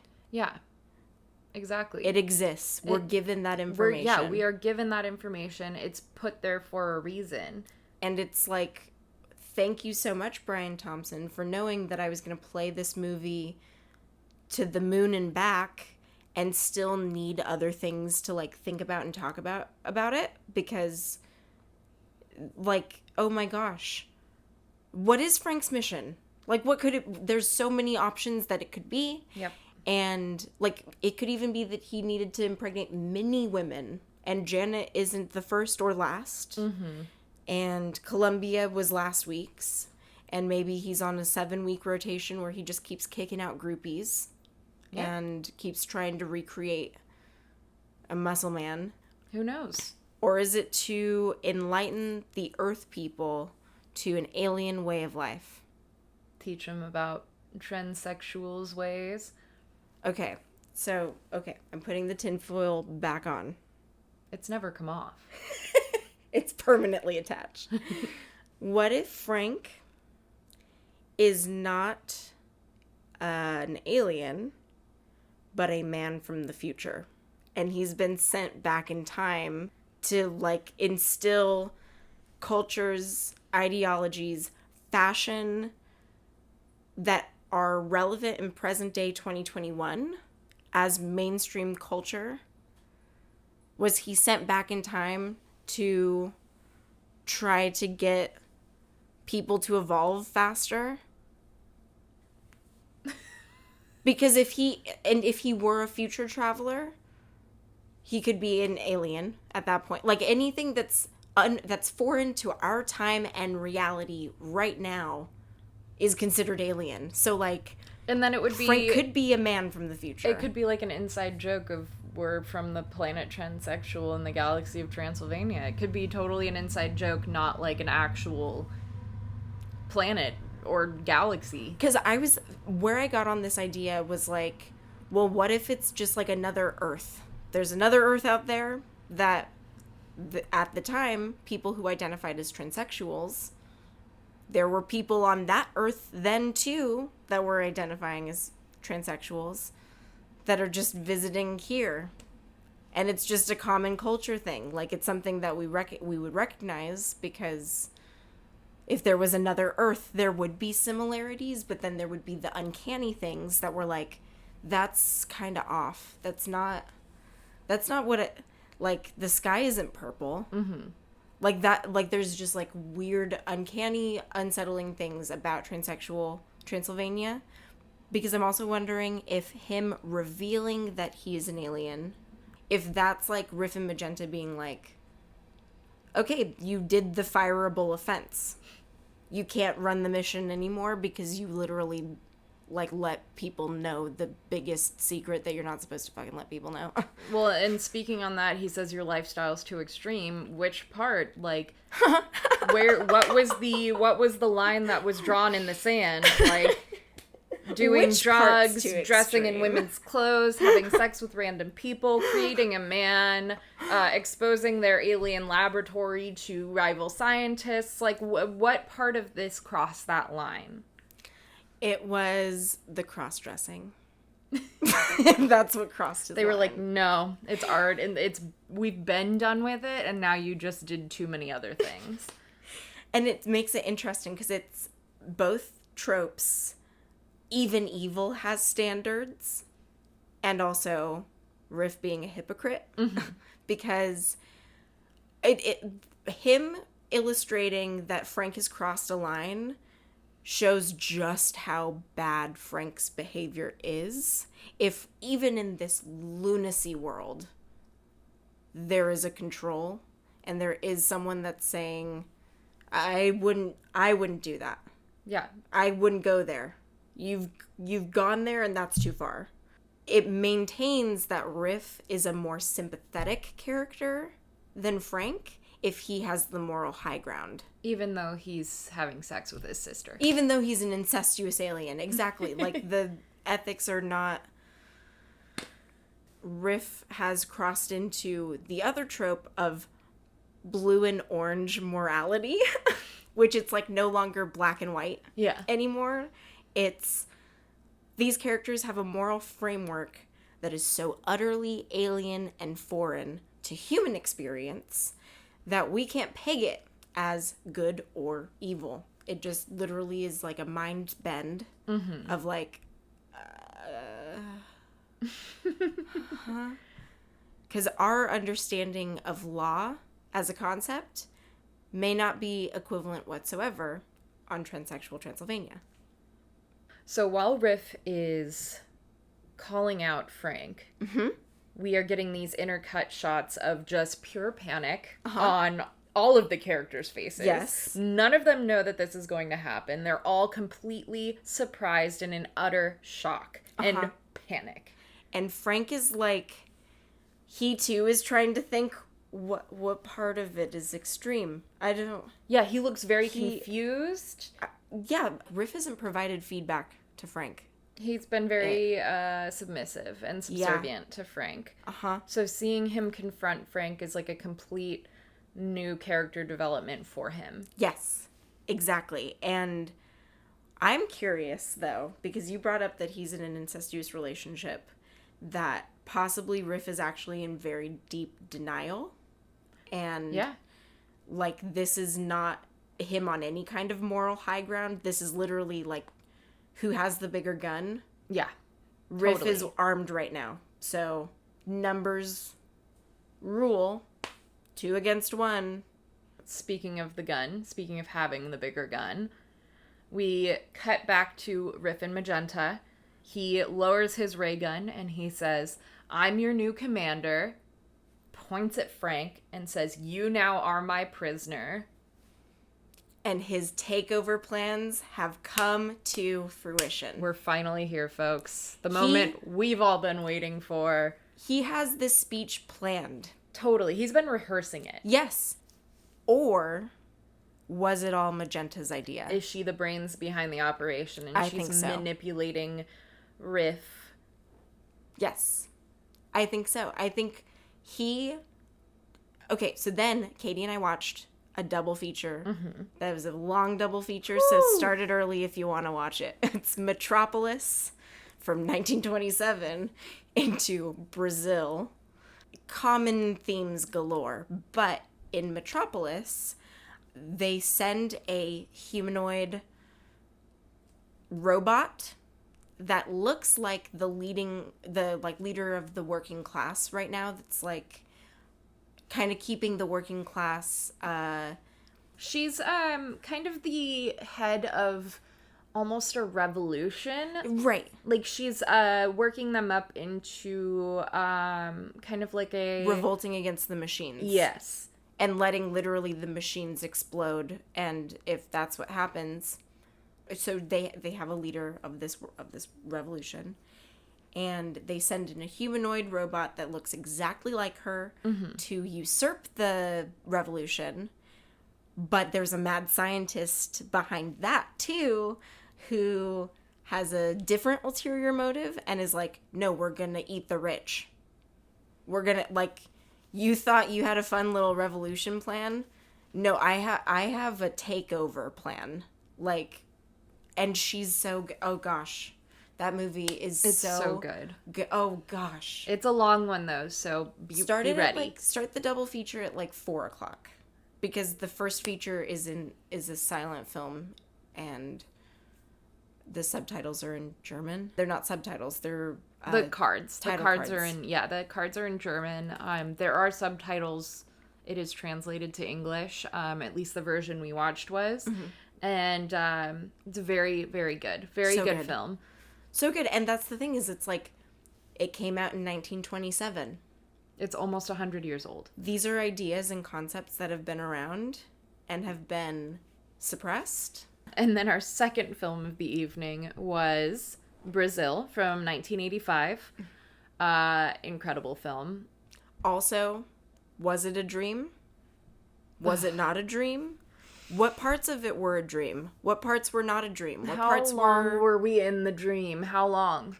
like, and talk about like, you know, future society. Like, oh god, it's so It's like retro-futuristic. But it's scary to watch because you see the commonalities in present day society and you're like, this movie came out in 1985, and like your smile kind of cracks a little bit Yes. and you feel like you're in Black Mirror. And if it convinces you to watch it even more, this is one of Katya, the drag queen's favorite films. So if that tells you anything, if you're a Katya stan like I am.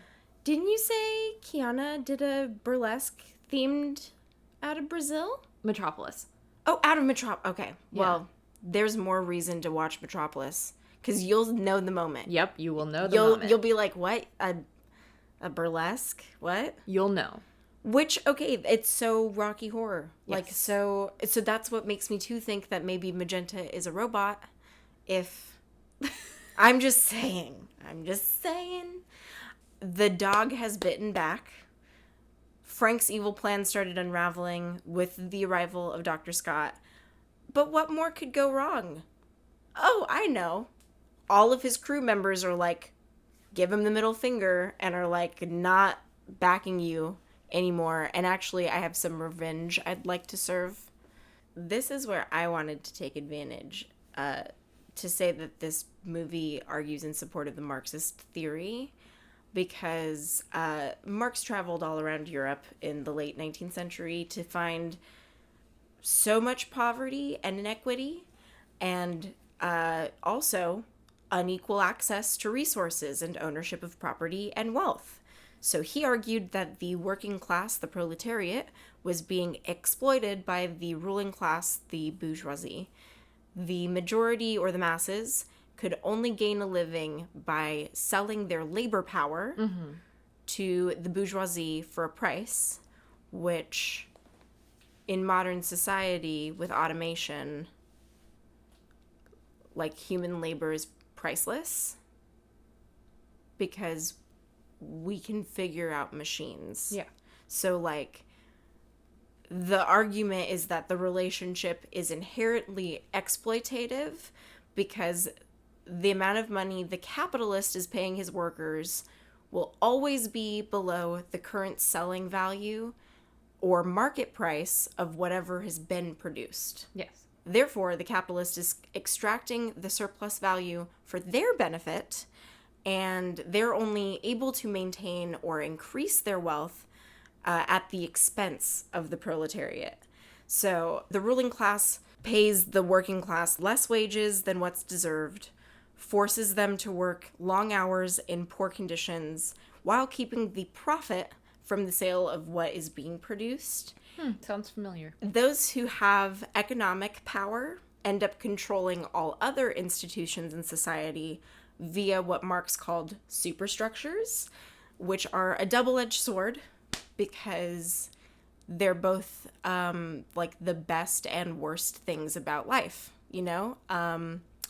Including the legal system, mass media and entertainment, family expectation, values, education, as well as just general culture and society, because there are like, you know, unspoken expectations that you don't wear leggings grocery shopping, but I do it anyway. You know what I mean? Like, there's a superstructure telling me that I should put on clothes when I go to work from home, even though it's next door to my bedroom. And like, there is no expectation, real expectation, that doesn't actually add value to the work that I'm doing, the clothes that I put on. But the superstructure tells us that we should care. And this is where we really start to get like Orwellian, because it argues that the ruling classes use this control in the superstructures to gain ideological dominance, aka brainwashing, and controlling the thinking of the society by presenting their ideas as logical and common sense. And what do you mean you don't get this? Like, you should understand this. I'm giving you this information, and because I pay you, you believe me, right? You're getting a little bit too shock treatment-y for me. We gotta save this for Gotta save Another this for time. later. Another time. Yeah, I won't get too into superstructures. But the end result of ideological control is false consciousness, which is tricking the proletariat into thinking everything is fine, and that the appalling conditions in which we live and work are inevitable. This type of, what Marx argued, type of society funnels the wealth from the working class to the elite. And he argues that capitalism is an unjust system because those who actually do the work are not fairly rewarded for the work that they do. Because as I said earlier, human labor is priceless. We're complex organisms that are capable of very complex logical thought that, like, yeah, why aren't we building more machines? Why aren't we being challenged to build more machines instead of being challenged to work longer hours at the machine? Marx also said there was no way of improving the working class's prospects unless they would all come together to overthrow the ruling class in a revolution. He believed the appropriate political action was to wake up the proletariat society and bring them to the revolutionary class consciousness, which would lead to the abolition of private property, and with it, the profit motive and desire to exploit. And I just wanted to talk about this because the Pyramid of the Capitalist System poster looks just like the 10th anniversary Rocky Horror cake poster. Yes. Where With they're all the dolls Barbies. on them, yeah. And who is sitting at the top? Frankenfurter. Yeah. With Rocky. Yep. So it makes me, I do think that there's a revolution occurring in the movie, and I think it's intentionally meant to be an argument about the working class. I think so as well. I think this film has a lot more layers than people give it credit for. And we were just talking about cake, so absolutely there's layers. We get a shot of Frank crossing his arms over his chest. Brad and Janet kind of back away They're from like, him. oh, we need to distance ourselves. And they, this part is really funny because you can see it in their faces. There's locked in on Tim. Yeah, they are totally locked in on Tim, and they're so focused that Susan steps on Barry's foot. And It's you cute. see his face. Oh, it's cute. But she's getting back at him for when he smashed her hand Oh, totally. at the dinner table. Absolutely. Riff turns to Magenta, he says to the group, we return to Transylvania, and turns to Magenta, prepare the transit beam. I have questions about the transit beam. So do I. What is the transit beam? Mm-hmm. Because we don't use it, at least not that we know of. It's not something that's on the panel in the lab. It's not labeled. It's not technology we see them using at any point. No, because even at the end, when the castle takes off, it's taking off. It's not being transmitted somewhere. Yeah. Yes. And I started to think, like, if it's like, beam me up, Scotty, and they have those, like, the, like, wah, wah, wah, the glowing, like, pads. Orbs, that, like, show up, and then they get, like, whoop, they get swooped out of there. Like, that's what I'm thinking, is maybe there's a transit beam that hovers over the whole castle that See, it's I'm gonna, thinking, like, the, swoop out of. Don't read me on this, because I can't remember the actual name, but, like, the Asgard bridge from Thor. The Asgard is, like, basically another, like, universe. reality. Yeah. And so they have to take, like, they basically get, like, transported to Asgard. So you have to be, like, in a certain place, and it, like, you get sent to Asgard, and that's how you go back and forth. But that's kind of, like, what I was thinking, where it's, like, you have to open the bridge to Transylvania. And I mean, that lends into your idea that it's either an alternate reality Earth or it's a future Earth. Mm-hmm. Yeah, because I'm thinking we're not seeing her flip a switch, and we know Magenta loves to flip a switch because we just saw her do it a bunch of times. And I'm curious if the ray gun is actually the transit beam. But then why would he be telling Magenta to prepare the transit beam when he's holding it? Maybe it needs electricity. It needs to be connected to power. Maybe he knew Frank was going to need a ballad, so he was going to, like, give him time to start. Riff doesn't actually say what the ray gun is. We get it. We get the narrative shifted for us, but Riff does not himself say what the technology is that's in his hand. Yeah. Other than prepare the transit beam. So, who he said this to is the queen of silent acting in a non-silent movie. Magical, hilarious, flawless. The performance is flawless. We're talking about Lady Patricia Quinn. So, Pat was born in 1944 in Belfast, North Ireland. Mm-hmm. She was 30 at the time of filming. She attended Princess Gardens Grammar School, developed a very early knack for acting. She ended up going to a couple different acting schools and arts schools and left for London at the age of 17. She then trained at the Drama Centre London while working as a bunny at the Playboy Club in Mayfair. Oh my gosh. Right? And she thought she's like, what? Me? Sexy in this movie? She was a freaking Playboy bunny. Ugh, of course she's a She Playboy dealt blackjack, which I thought is the cutest freaking thing. Yeah. Wow. Love. Oh my gosh. Yeah. This is where she met her first husband, Don Hawkins. He was a musician and an actor. And in 1971, she gave birth to their first son. Well, their son together, Quinn Hawkins, which I think is cute because Quinn and then Hawkins, and her last name's Quinn, and his last name's Hawkins, and it's cute. Yeah, that is cute. Yeah. She was doing all of this while breaking into television acting. Yeah, you said 71 she gave birth to their son, so that's like right before she even was like plucked for Rocky Horror Show. Yeah. Fun fact, her nephews, Johnny Quinn and Bradley Quinn, are in the band Snow Patrol. You may remember them from the early 2000s. The more you know.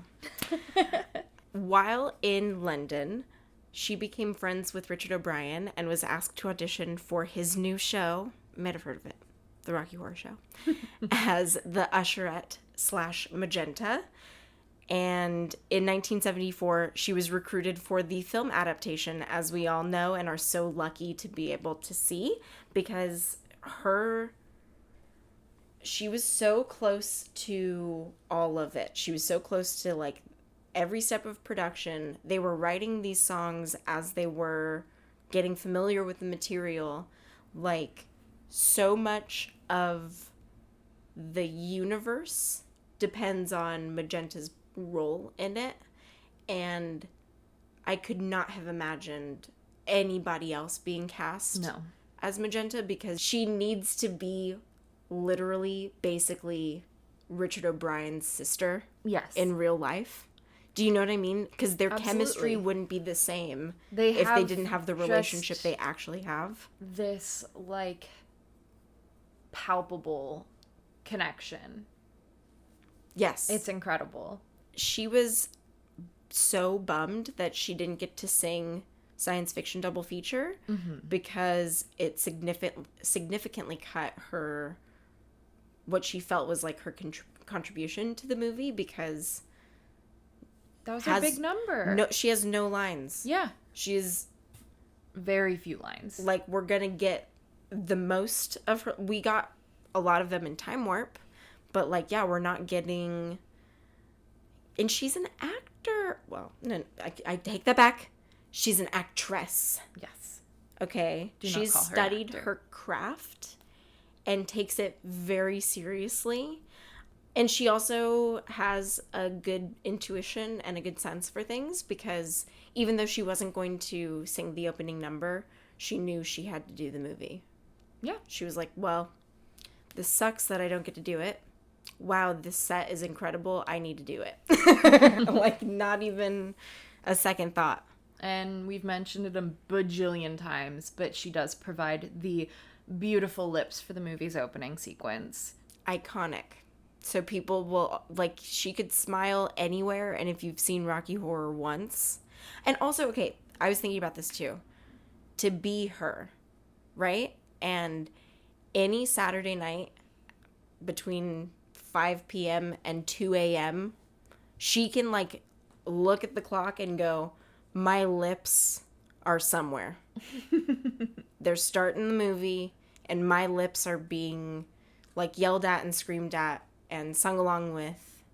So quintessential to Rocky Horror, and they're her lips. Yes.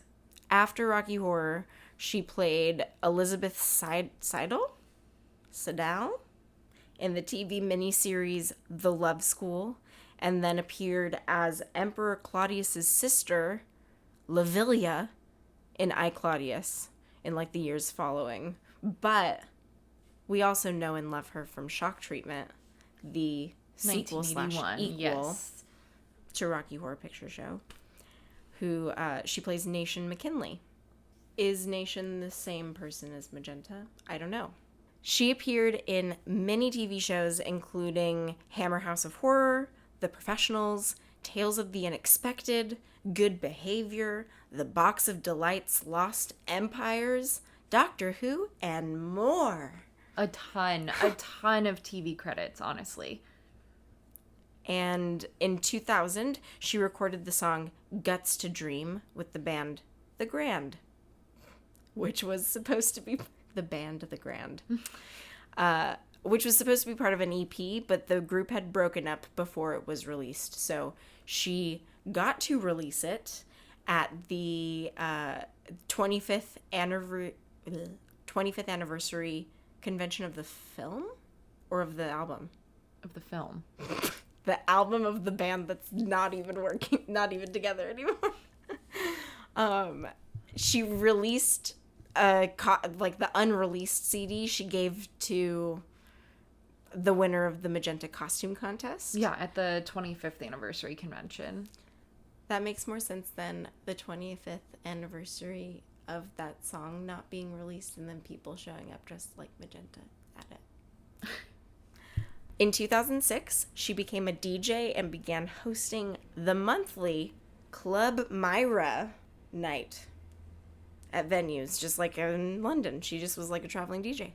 She also appeared in the Lords of Salem, the 2012 Rob Zombie film, and can you even imagine how cool that must have been for Rob Zombie? Because he literally talks all the time about how much of an inspiration Rocky Horror is to him. Yes. I was thinking that same thing, because total dream for him, because he'd done House of a Thousand Corpses, so he was already, like, in the Rocky Horror brain. In January of 1995, she married Robert Stevens, who has unfortunately passed away. He passed away the same year they got married. Yeah, he passed away in November. But because he was a knighted man, she became Lady Patricia Stevens. Yes. Another fun fact, she is Dame Maggie Smith's children's stepmother. So Dame Maggie Smith was married to Robert Stevens. They had children together. They got divorced. She remarried. She married Robert. Yep. And she became Maggie Smith's children's stepmom. That is insane. That's no degrees of Kevin Bacon. That's just, I'm now the mother of her kids. Of Maggie Smith kids? That's so funny. Yeah. That's what a small world. crazy. Do they all date each other in London? Like, what is this? She is also, like, a beacon in the Rocky Horror community. She is hilarious to follow on any social media. Yes. She's always reposting Rocky Horror memes, and like both her and Nell, I love them so much for how much interaction they really put into Instagram, and like they interact with people all the time with their fan art and encouraging them. Yeah, send Pat your art of her. She wants to see be it. tagged in it. She wants to be, if you've painted something for her, she wants you to send it to her. Like, she loves that she's so closely attached to Rocky Horror, and that with it so attached to the fans, and has such an appreciation for them. I can just, you feel it in her and Nell on the like GalaxyCon Totally conventions, that they're incredible. They have an appreciation for the movie too, and they are fans of the movie as well. So it's like they count themselves in the fandom. I think that's just so important. I think they're fabulous. Absolutely fabulous. With that, Magenta turns to leave. She's heard enough. And she almost looks at Riff like, no, you do it yourself. You go prepare that transit beam. Frank from off-screen yells, "Wait!" She stops, turns slowly back around to look at him, and we cut to Frank, who, he didn't even know what to say. He just didn't want her to prepare the transit beam yet.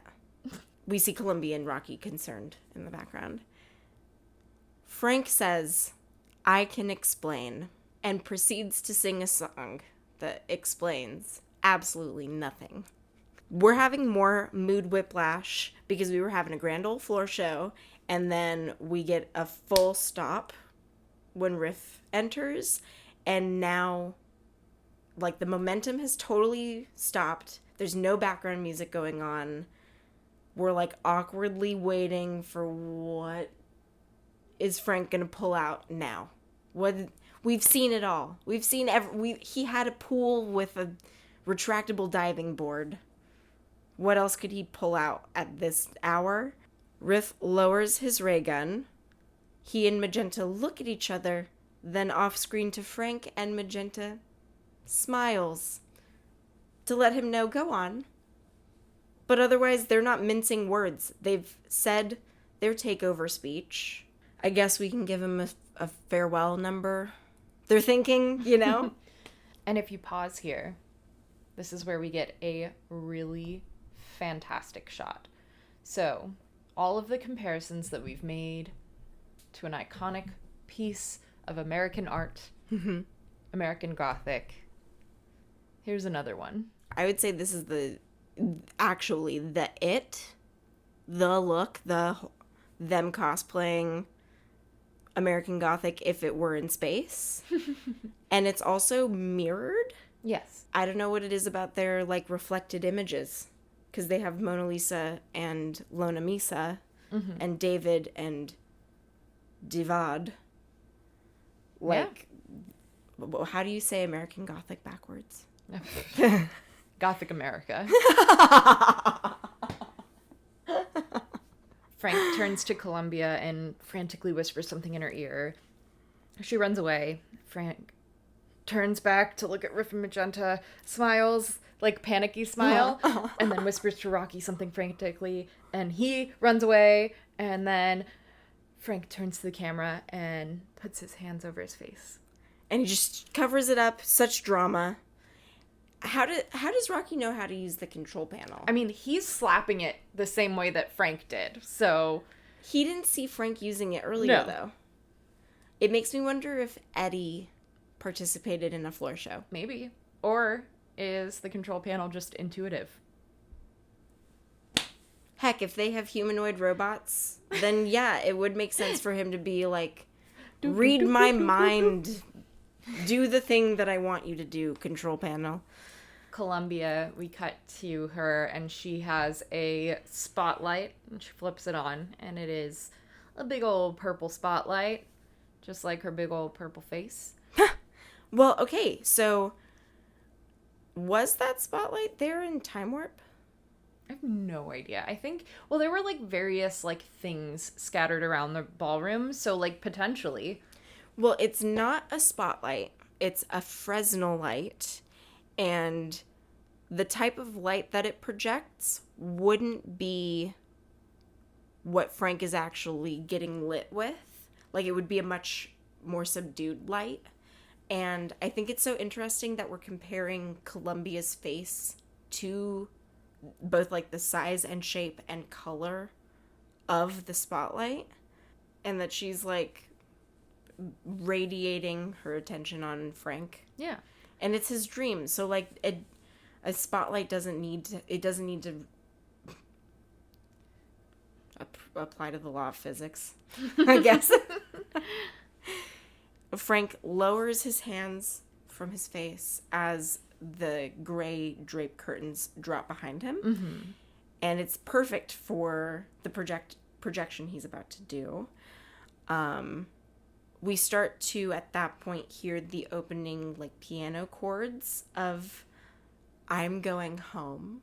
I would say that this is the most heartfelt number in the film. This is Frank's redeeming number. Yes. This is where we forget all of the previous events of the movie and don't even worry about the murder and cannibalism and rape that we've seen him perform. We're like, ugh, he doesn't fit in. I can relate. I think that really speaks to why this film is so touching and so moving and so monumental for people in the LGBTQ plus community, because it gives you that sense of home. It was actually written a long time before pretty much anything else in this whole production was written, and it was something that Richard kind of had in its pocket and was like waiting for the right moment to drop it in. Mm-hmm. And it's perfect. Yeah, it's got such lush arrangements. Kudos Richard Hartley, because it really dictates the emotion of the piece. And we have all of these like lush violins and swelling and falling and cresting, and it's so like we get wrapped up into Frank's emotion. There is a dissonance to this song Totally. where Frank is like kind of at peace. He's super calm. Even though there's like an immediate threat Yeah. to his life Right. standing in the same room. Yeah, literally, Riff is standing over there with a gun, and he's like, wait, let me sing a ballad. And it's kind of, in that way, very dreamlike. Yes. Of like, no, get out of there. Get out of there. What are you doing? Why are you like, we've seen you run in heels, Frank. Try to get a head start. He could run off the wings in the opposite direction, but no, he stands there. That's why I don't think he thinks he's gonna In die. danger. Yeah. I think he's just, there's the threat of being sent home from Earth. Yeah. Janet, Brad, Dr. Scott, and Rocky are watching nearby on the stage, and I just was thinking, like, Dr. Scott's been wondering what's happened to Eddie, and what has happened to Eddie is standing next to him the whole time. And I don't know if that's also Rocky standing near Dr. Scott as Eddie, like, Yeah. trying to convey to him in any way that he was able to, of like, no, I know you. You don't know because I can't communicate to you that my brain is Eddie's brain, but you came to look for me and I'm here. I'm here, I did it, I made it, I found you. Frank begins his ballad. On the day I went away. Goodbye. How do we read these lyrics? Because the chorus is filling Frank's train of thought. Yeah, this is another reason why I think that he's controlling them, is because how would they know the words to this very impromptu song? The impromptu song that's so revealing to Frank's nature and so revealing to his experience that, like, how would they know the fill-in-the-blank lyrics? But they do. Yes, he says, on the day I went away, goodbye was all I had to say. I want to come again and stay. Yeah, the chorus could be doing oohs and ahs. But they're not. They're filling in lyrics. They say goodbye. They say now I. And then they say oh my. Like, they're filling in the words. Yes, so there's definitely some element of mind control going on that's past just an influence. Like, they're getting streamed consciousness right now. We cut to Columbia, who's leaning on that purple spotlight. And she does have this very, like, loving, emotional, like, very touched look on her face. She is being serenaded by Frank. She is part of the crew, but would have bought a ticket to this performance. So he wants to go back to... He says, I want to come again and stay, smile, and that will mean I may. Or is he talking about that he knows he's going to go back to Transylvania and he wants to come back to Earth and stay? Like, I have no idea what this song means. It's so beautiful, but it is literally nonsense. Like, that's why I'm wondering if he's a man from the future. Because if he's wanting to go back to his time frame that he understands, that everyone at least looks and dresses the way he does, at least he's not being considered an alien. Yeah. Back at home. Like, he came here and thought he could blend in because he looks like humans. But he's standing out even more. Yeah. He continues, because I've seen... Whoa! blue skies. That was upsetting.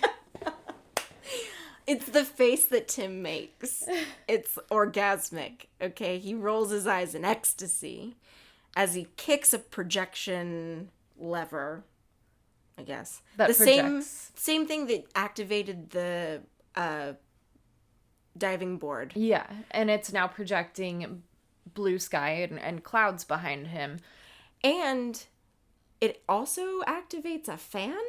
Yes. On the side that a preset scarf has already been put there so that when he kicks it, it is cued. He can catch it at the right moment. That sheer scarf comes into the shot. He wraps himself in it. Oh gosh, the diva. He's but it's satisfying because it's like camp to an extreme. Yes. It's like the type of theater you want to watch. You want to see it get dramatic to such an absurd level that he does catch a sheer out of nowhere. He says, through the tears in my eyes. And we cut to Riff and Magenta, who are just letting him have his moment, but with no excitement at all. Magenta is yawning. Riff is like smirking at him. Like, they don't care at all. Pat has such a problem with this. In reality, though, she feels as a serious actress that, like, it's so incredibly rude to yawn while a performer is pouring their soul out on stage. And she was like, it's so disrespectful, so rude. She wouldn't dream of actually yawning in front of an actor. And she finds Tim so brilliant in this scene that it broke her heart as a performer that her character wasn't feeling it when she was feeling it. Yes. And it makes me wonder if Frank has performed the number before. I don't think he has. I think that they just genuinely do not care what he has to say at this point. They're just letting him have his moment because they're like, yeah, you're not, like, you can take all the time in the world because we're still going to kill you. Yeah, they're like, whatever. Frank does not like being confronted, and they've done it. They confronted him. Yep. So I think he really doesn't think that he's going to die. No. He thinks that they're just going to take him back home. He thinks that's the light on the other side of this doorway. I can see the blue skies of transsexual Transylvania, even though I am so pained to leave Earth. I really don't want to, and I realize I'm going home. And he does this really dramatic drag down his face, and all of his makeup is beautifully smeared. And we get this ultra close up on his eyes, and that makeup, and his eyes are bloodshot, and we feel like we're seeing Frank really for what he is, and he's bearing his soul, even though this is so performative and like clearly rehearsed, clearly he planned to have the fan there. Like, he's hoping to make Riff and Magenta feel a certain way with this number. But they've totally written him off. It works on all of us, though. Oh, absolutely. Oh, yeah. And it's working on all of the guests, too. Because Brad, Janet, Dr. Scott, Rocky, Columbia, they're all singing with him, "I'm going home." They repeat after him. And, like, you can tell by the looks on their faces, they're all very involved in this number. Mm-hmm. I love the music, too, at this point. Like, we're getting that, like, tumble down of the violins.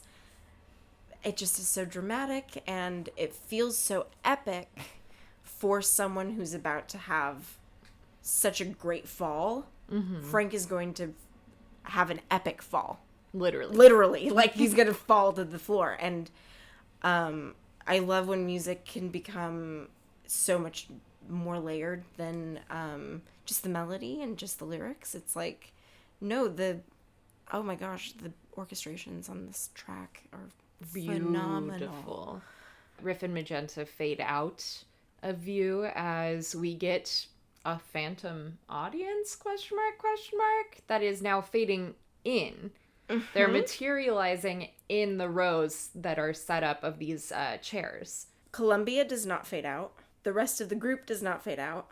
Like, yes, that means that they're part of Frank's fantasy and this, like, dream sequence. Mm-hmm. But I wonder if they're part of, like, the broadcast. Because who are these people in this audience? Yeah, I have no freaking clue. They, it's interesting, they're called phantoms, because that's what they called, before they had Transylvanians in the stage show, they called the choir phantoms, and they would interact with the audience, they would hide behind you, they'd interact, they'd be, like, all over the place. Their 1920s wear, I was just thinking, like, could you imagine that's, like, the new Shadowcast dress code, like if you come to see Rocky Horror. Well, it also reminds me of like that final shot in The Shining. Yes, like the 4th of July portrait. Yes, anything in the Gold Room. Yeah, it's like they're people of another era, of another time, perhaps. Time warp, you might say. Hey, I might say. Frank, like, he doesn't acknowledge that they're there either. No. He's like, oh, my audience has arrived. And he reclines on the stage. Mm-hmm. He sits down, crosses his legs. And now he's just having a little chit-chat with everybody. He says, everywhere, it's been the same feeling. Like I'm outside in the rain. Poor Frank is just looking for acceptance anywhere, or like security, or a feeling of belonging, or like he's looking for paradise, and he made it so extreme as Rocky that he needed to make a man to like sexually fulfill him all the time, instead of like, I don't know, we have blue skies on Earth. Yeah. He could have been appreciating the blue skies on Earth. No. Not good enough. Needs to give over to absolute pleasure. The guests continue wheeling. Free to try and find a game. Dealing cards for sorrow, cards for pain. And he does the ridiculous pantomime of dealing out cards and passes. I will say, though, that throwing the cards is, like, one of my favorite, like, props moments to throw. Oh, yeah. Yes. Like, looking out and seeing just cards flying all over the theater is, it just, like, I don't know, it gives me, like, chills every time. And so this verse is sad if Frank is identifying that, like, no matter where he goes, all he does is cause the people around him pain and sorrow. And when Tim was doing it in the show in London, Richard Hartley says in the Rocky cult book, I feel like I'm going home is ultimately much, much too slow. But by then we had the audience eating out of our hands, so that when Tim came on, that was it. I'm going home got very slow because he used to milk it. And, like, good. It deserves to be milked. It's such an epic number. It's a beautiful, beautiful number. Yeah. And because he's giving these very realistic experiences of, like, I don't feel like I fit in anywhere, we are able to forgive Frank's otherwise unforgivable offenses on human logic, at least.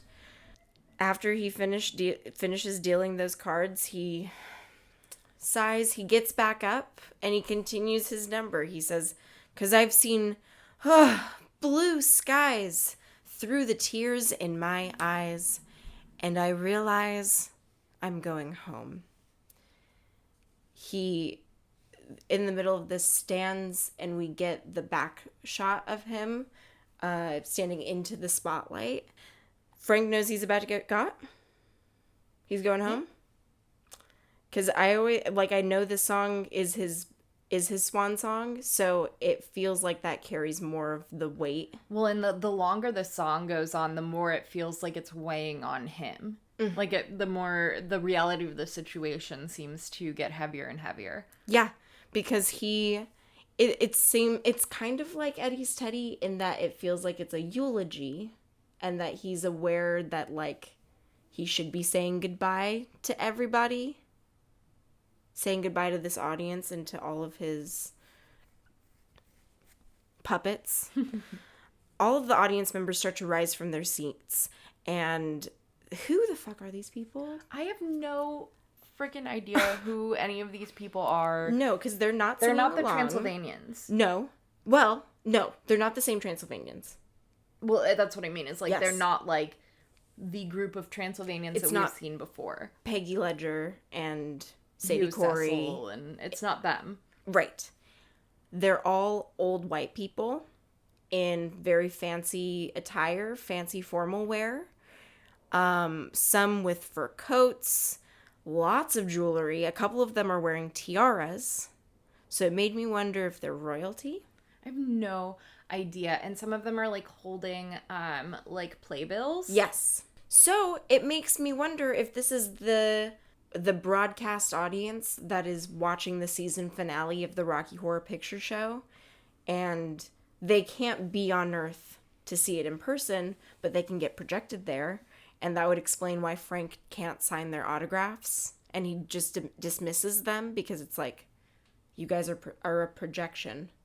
I'm not going to interact with a projection. I have no idea. But Frank is slowly making his way down the aisle through the rows of chairs, and he's continuing, "I'm going home. I'm going home." People are reaching out towards him, trying to get him to sign their playbills. They're, like, reaching to, like, grab onto him. And he has the eeriest, creepiest smile. Like, he's leading himself down the aisle, holding his scarf in the air. Purse first. Scarf first. Walking to my death, purse first. He's like, it looks painful. The smile that he's doing is, like, grimacing. Mm-hmm. So all of these people, all of these extras were cast solely because they owned fancy clothes. The fancy clothes. Because, 45 years ago, audition notices were, do you own fancy clothes? Great, you get the job. Because we don't want to have to pay to have a costume department that furnishes furs and tiaras and before they had like extensive prop departments and production departments and stuff. Patricia embarrassingly remembers and recalls on the commentary that she knew some of those extras because she'd worked with them on other extra work. And Richard was like so embarrassed for her on this recording. There's like a woman emphatically blowing kisses to him. Then there's one woman in the back who's wearing I want it to be Transylvanian sunglasses. She's wearing sunglasses and no one else in the group is. Yeah. Because the last time we were in this ballroom was with Transylvanians. Wearing sunglasses. Yes, doing the time warp. Frank reaches the spotlight on the other side of the ballroom. He turns and we get that gorgeous profile of him in the spotlight as it also flares around him. He says, he and everyone that's watching it sing along. I'm going home. We all break into a standing ovation. Frank starts to acknowledge the fans. He starts to acknowledge his applause. He lets his scarf fall dramatically to signal the end of his ballad. And it's just interesting because if this is Frank's delusion, seeing people applaud his delusion shifts the narrative that we're being given as an audience. If it's his fantasy, of course he'd be applauding himself, thinking that he'd done the most amazing ballad performance ever. I think it's interesting, too, because Richard O'Brien in the commentary says it's Frank's fantasy. Yeah. So, I don't know if that makes it impossible that they're a broadcast audience. This is the last time we're going to hear Frank talk. He goes out on a bang. He's like, no, he has his own prepared monologue. We cut to Columbia, distraught, leaning her head against her spotlight. We get a panning shot of that phantom audience who are appreciating Frank, turning to look at him. And then some of them are seated toward the front, which is our cue as a shadow cast to sit down because we've all leapt to our feet. Like, we can't help it. If you're sitting in the audience and you watch a Frank Shadowcast performer lay their soul out there for I'm Going Home, you feel what you see Columbia's face. You feel distraught. You feel confused. You feel like, is this the end of Frank? Like, why is this so morbid? Why does this feel kind of sad? And I don't know if they knew that this number would actually bring people to their feet. I don't know. 45 years later. Still. I mean, definitely they didn't know that it would still be bringing people to their feet, but it's so moving. It is so moving. We feel it on a deeper, like, instinctual level because we don't care about the lyrics. We listen to the lyrics and we're like, oh, they're fun. Whatever. They mean whatever Frank is meaning. They're kind of nonsense lyrics, but like it's the performance behind it. It's the arrangement. It's the emotion behind it. Oh gosh, Tim. Really, this is I don't have words. You don't have words for just like a performance that is so that makes you speechless, that we're so lucky that it exists, that we're able to feel these feelings watching a movie like this. And then we get the line from Magenta. How sentimental.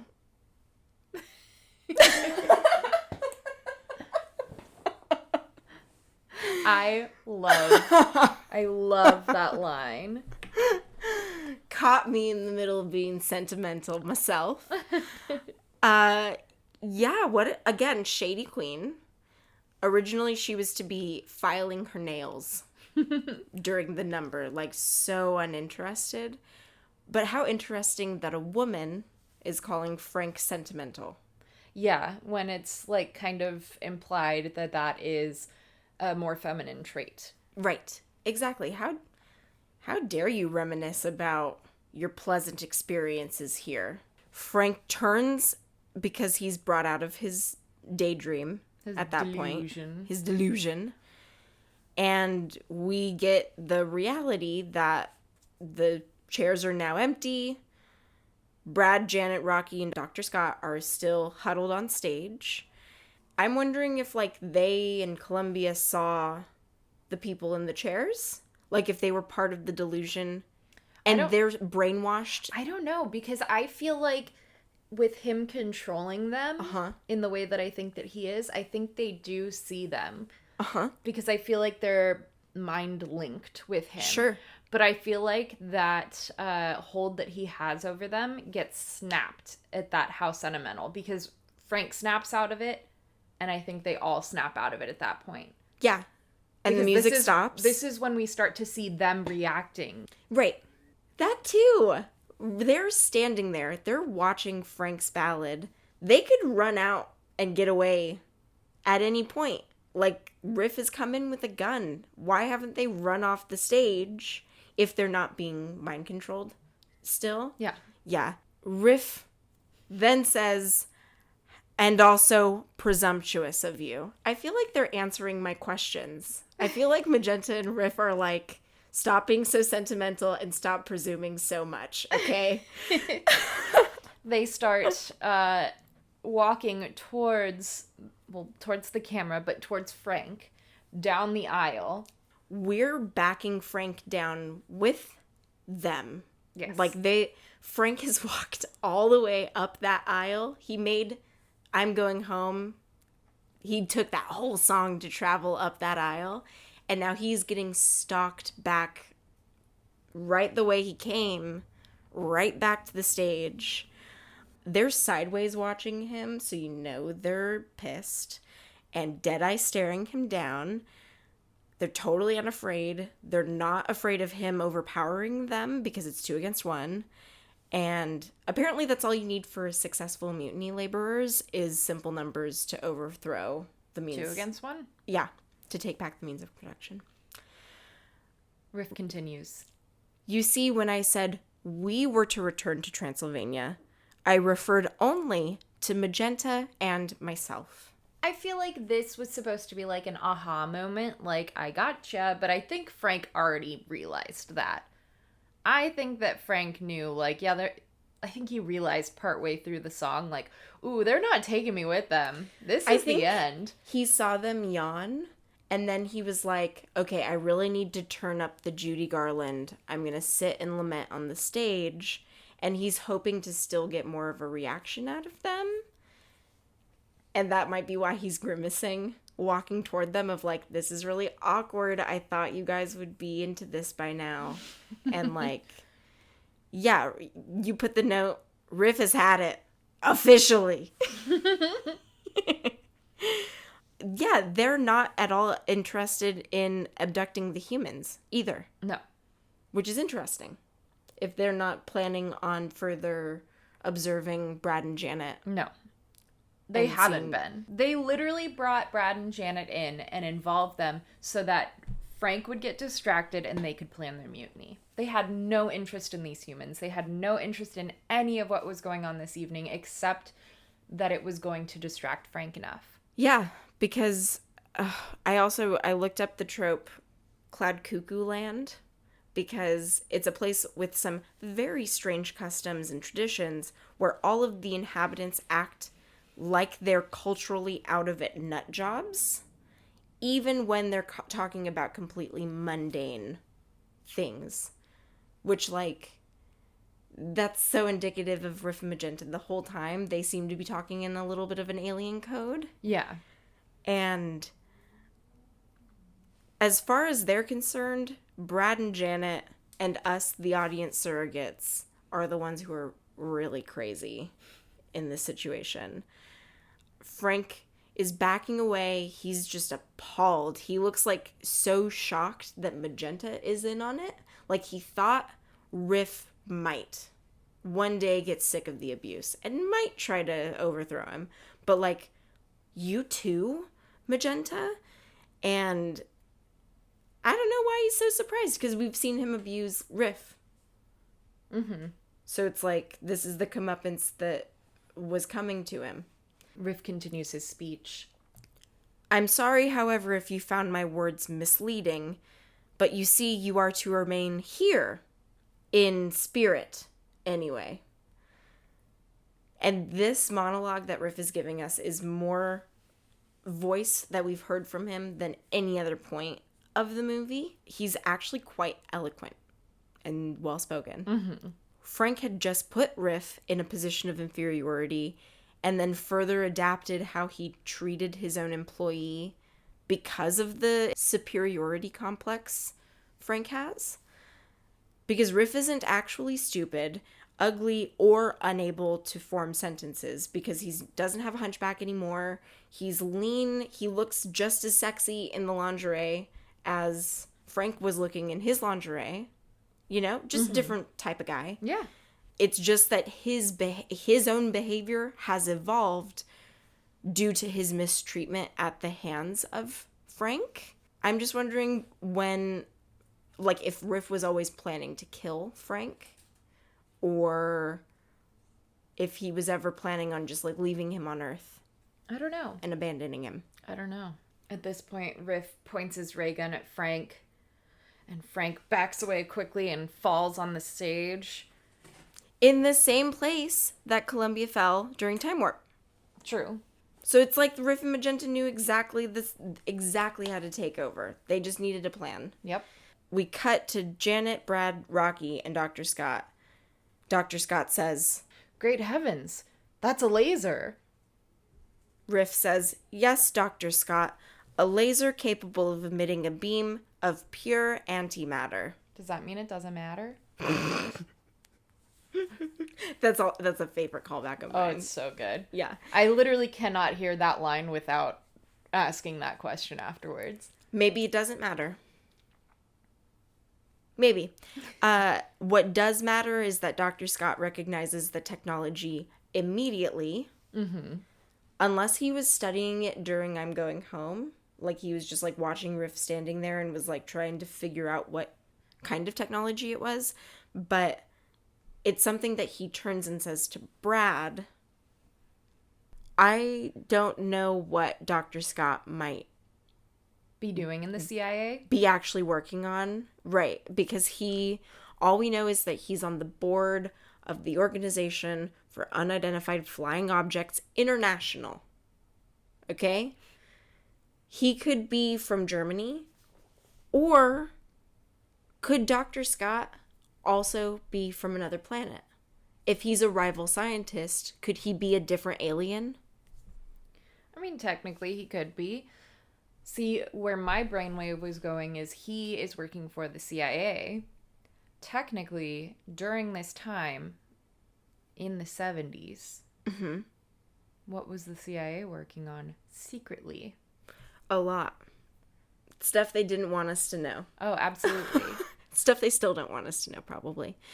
Yeah, I asked Katie, like, what kind of brainwashing and mind control tactics were the Nazis really working on in World War II? Because starting in the early 1950s, the CIA and Department of Defense started a secret project called MK Ultra as an attempt to develop brainwashing techniques.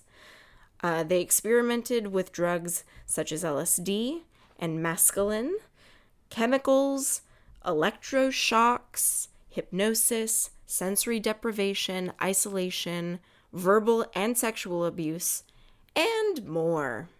Yeah, so Nazis in Germany during the Second World War didn't really do much experimentation with actual mind control or brainwashing, but their experimentation did inspire the CIA to start doing this type of torture on literal United States and Canadian citizens to try and develop techniques to make people confess to crimes.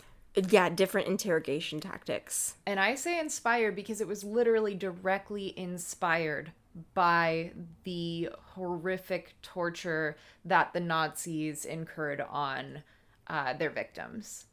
Yeah, because then you research that they performed so many experiments on twins Yes. to have one twin as a control, and to then infect the other with various diseases, or attempting to change their eye color, or attempting to create conjoined twins and sew people together. Like, so many horrible, disgusting crimes against humanity. It's absolutely disgusting and horrible. There are many more other horrific, horrible, disgusting experiments of all types, specifically the ones that Haley listed earlier, that were performed on all different groups of people in these concentration camps. We're not going to go into detail about them because they are absolutely horrible and disgusting, and we're not that kind of podcast. So if you want to learn more about that kind of stuff, there are plenty of articles and well-documented researched papers that you can read, and they are for free on the internet. Well, the scariest thing about it is that the project didn't officially end until 1973. So Dr. Scott could have definitely been working on MKUltra. It makes me question what elements of society were impacted by the knowledge of brainwashing tactics, including broadcast television and advertisements. You know? What do you think of television and ads as brainwashing tactics? Oh, I absolutely think that those types of things are being used in the media. Absolutely. I know what bike brand sponsored The Bachelor the other night because they showed 30 seconds of him I'm not going to say it because I don't get paid by them. If they want to sponsor the podcast, I'd consider naming the brand, but hey, brainwashing tactics. And since we had Riff get his face obscured with the pitchfork prongs, we're now getting an obscure of Magenta's face with the lightning bolt that's sticking off the top rod of the ray gun. Mm-hmm. And I'm just wondering if that's a visual hint that Magenta's the one with the electricity. Magenta's the one with the ideas. Magenta's the one who reminded Riff the mission has gone on way fucking longer than we were set up to do. And we need to recommand control of this mission. Yeah. Because Riff could have kept going forever because he's so subservient. Brad, who's off screen, is now on the moral high ground. He says, "You mean you're gonna kill him? What's his crime?" Dr. Scott says, "You saw what became of Eddie. Society must be protected." Again, Brad doesn't remember any of the previous crimes Frank has committed. I'm Going Home erased it from his own memory. He's like, what? Even his own experience, he's not like, Frank should go away forever to jail or to whatever Transylvanians do to their criminals. But also, Dr. Scott, your Nazi is shown. Yeah, because, well, what does he mean became of Eddie?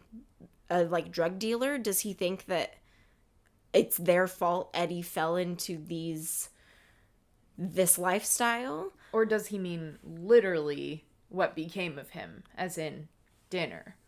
Right. Exactly. Or, so then Riff doesn't really acknowledge what Frank's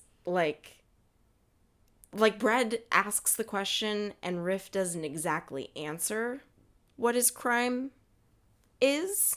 He just agrees with Dr. Scott that society, quote, must be protected and lets the humans create their own logic because he understands trying to logic for them is pointless. Doesn't matter because we're aliens.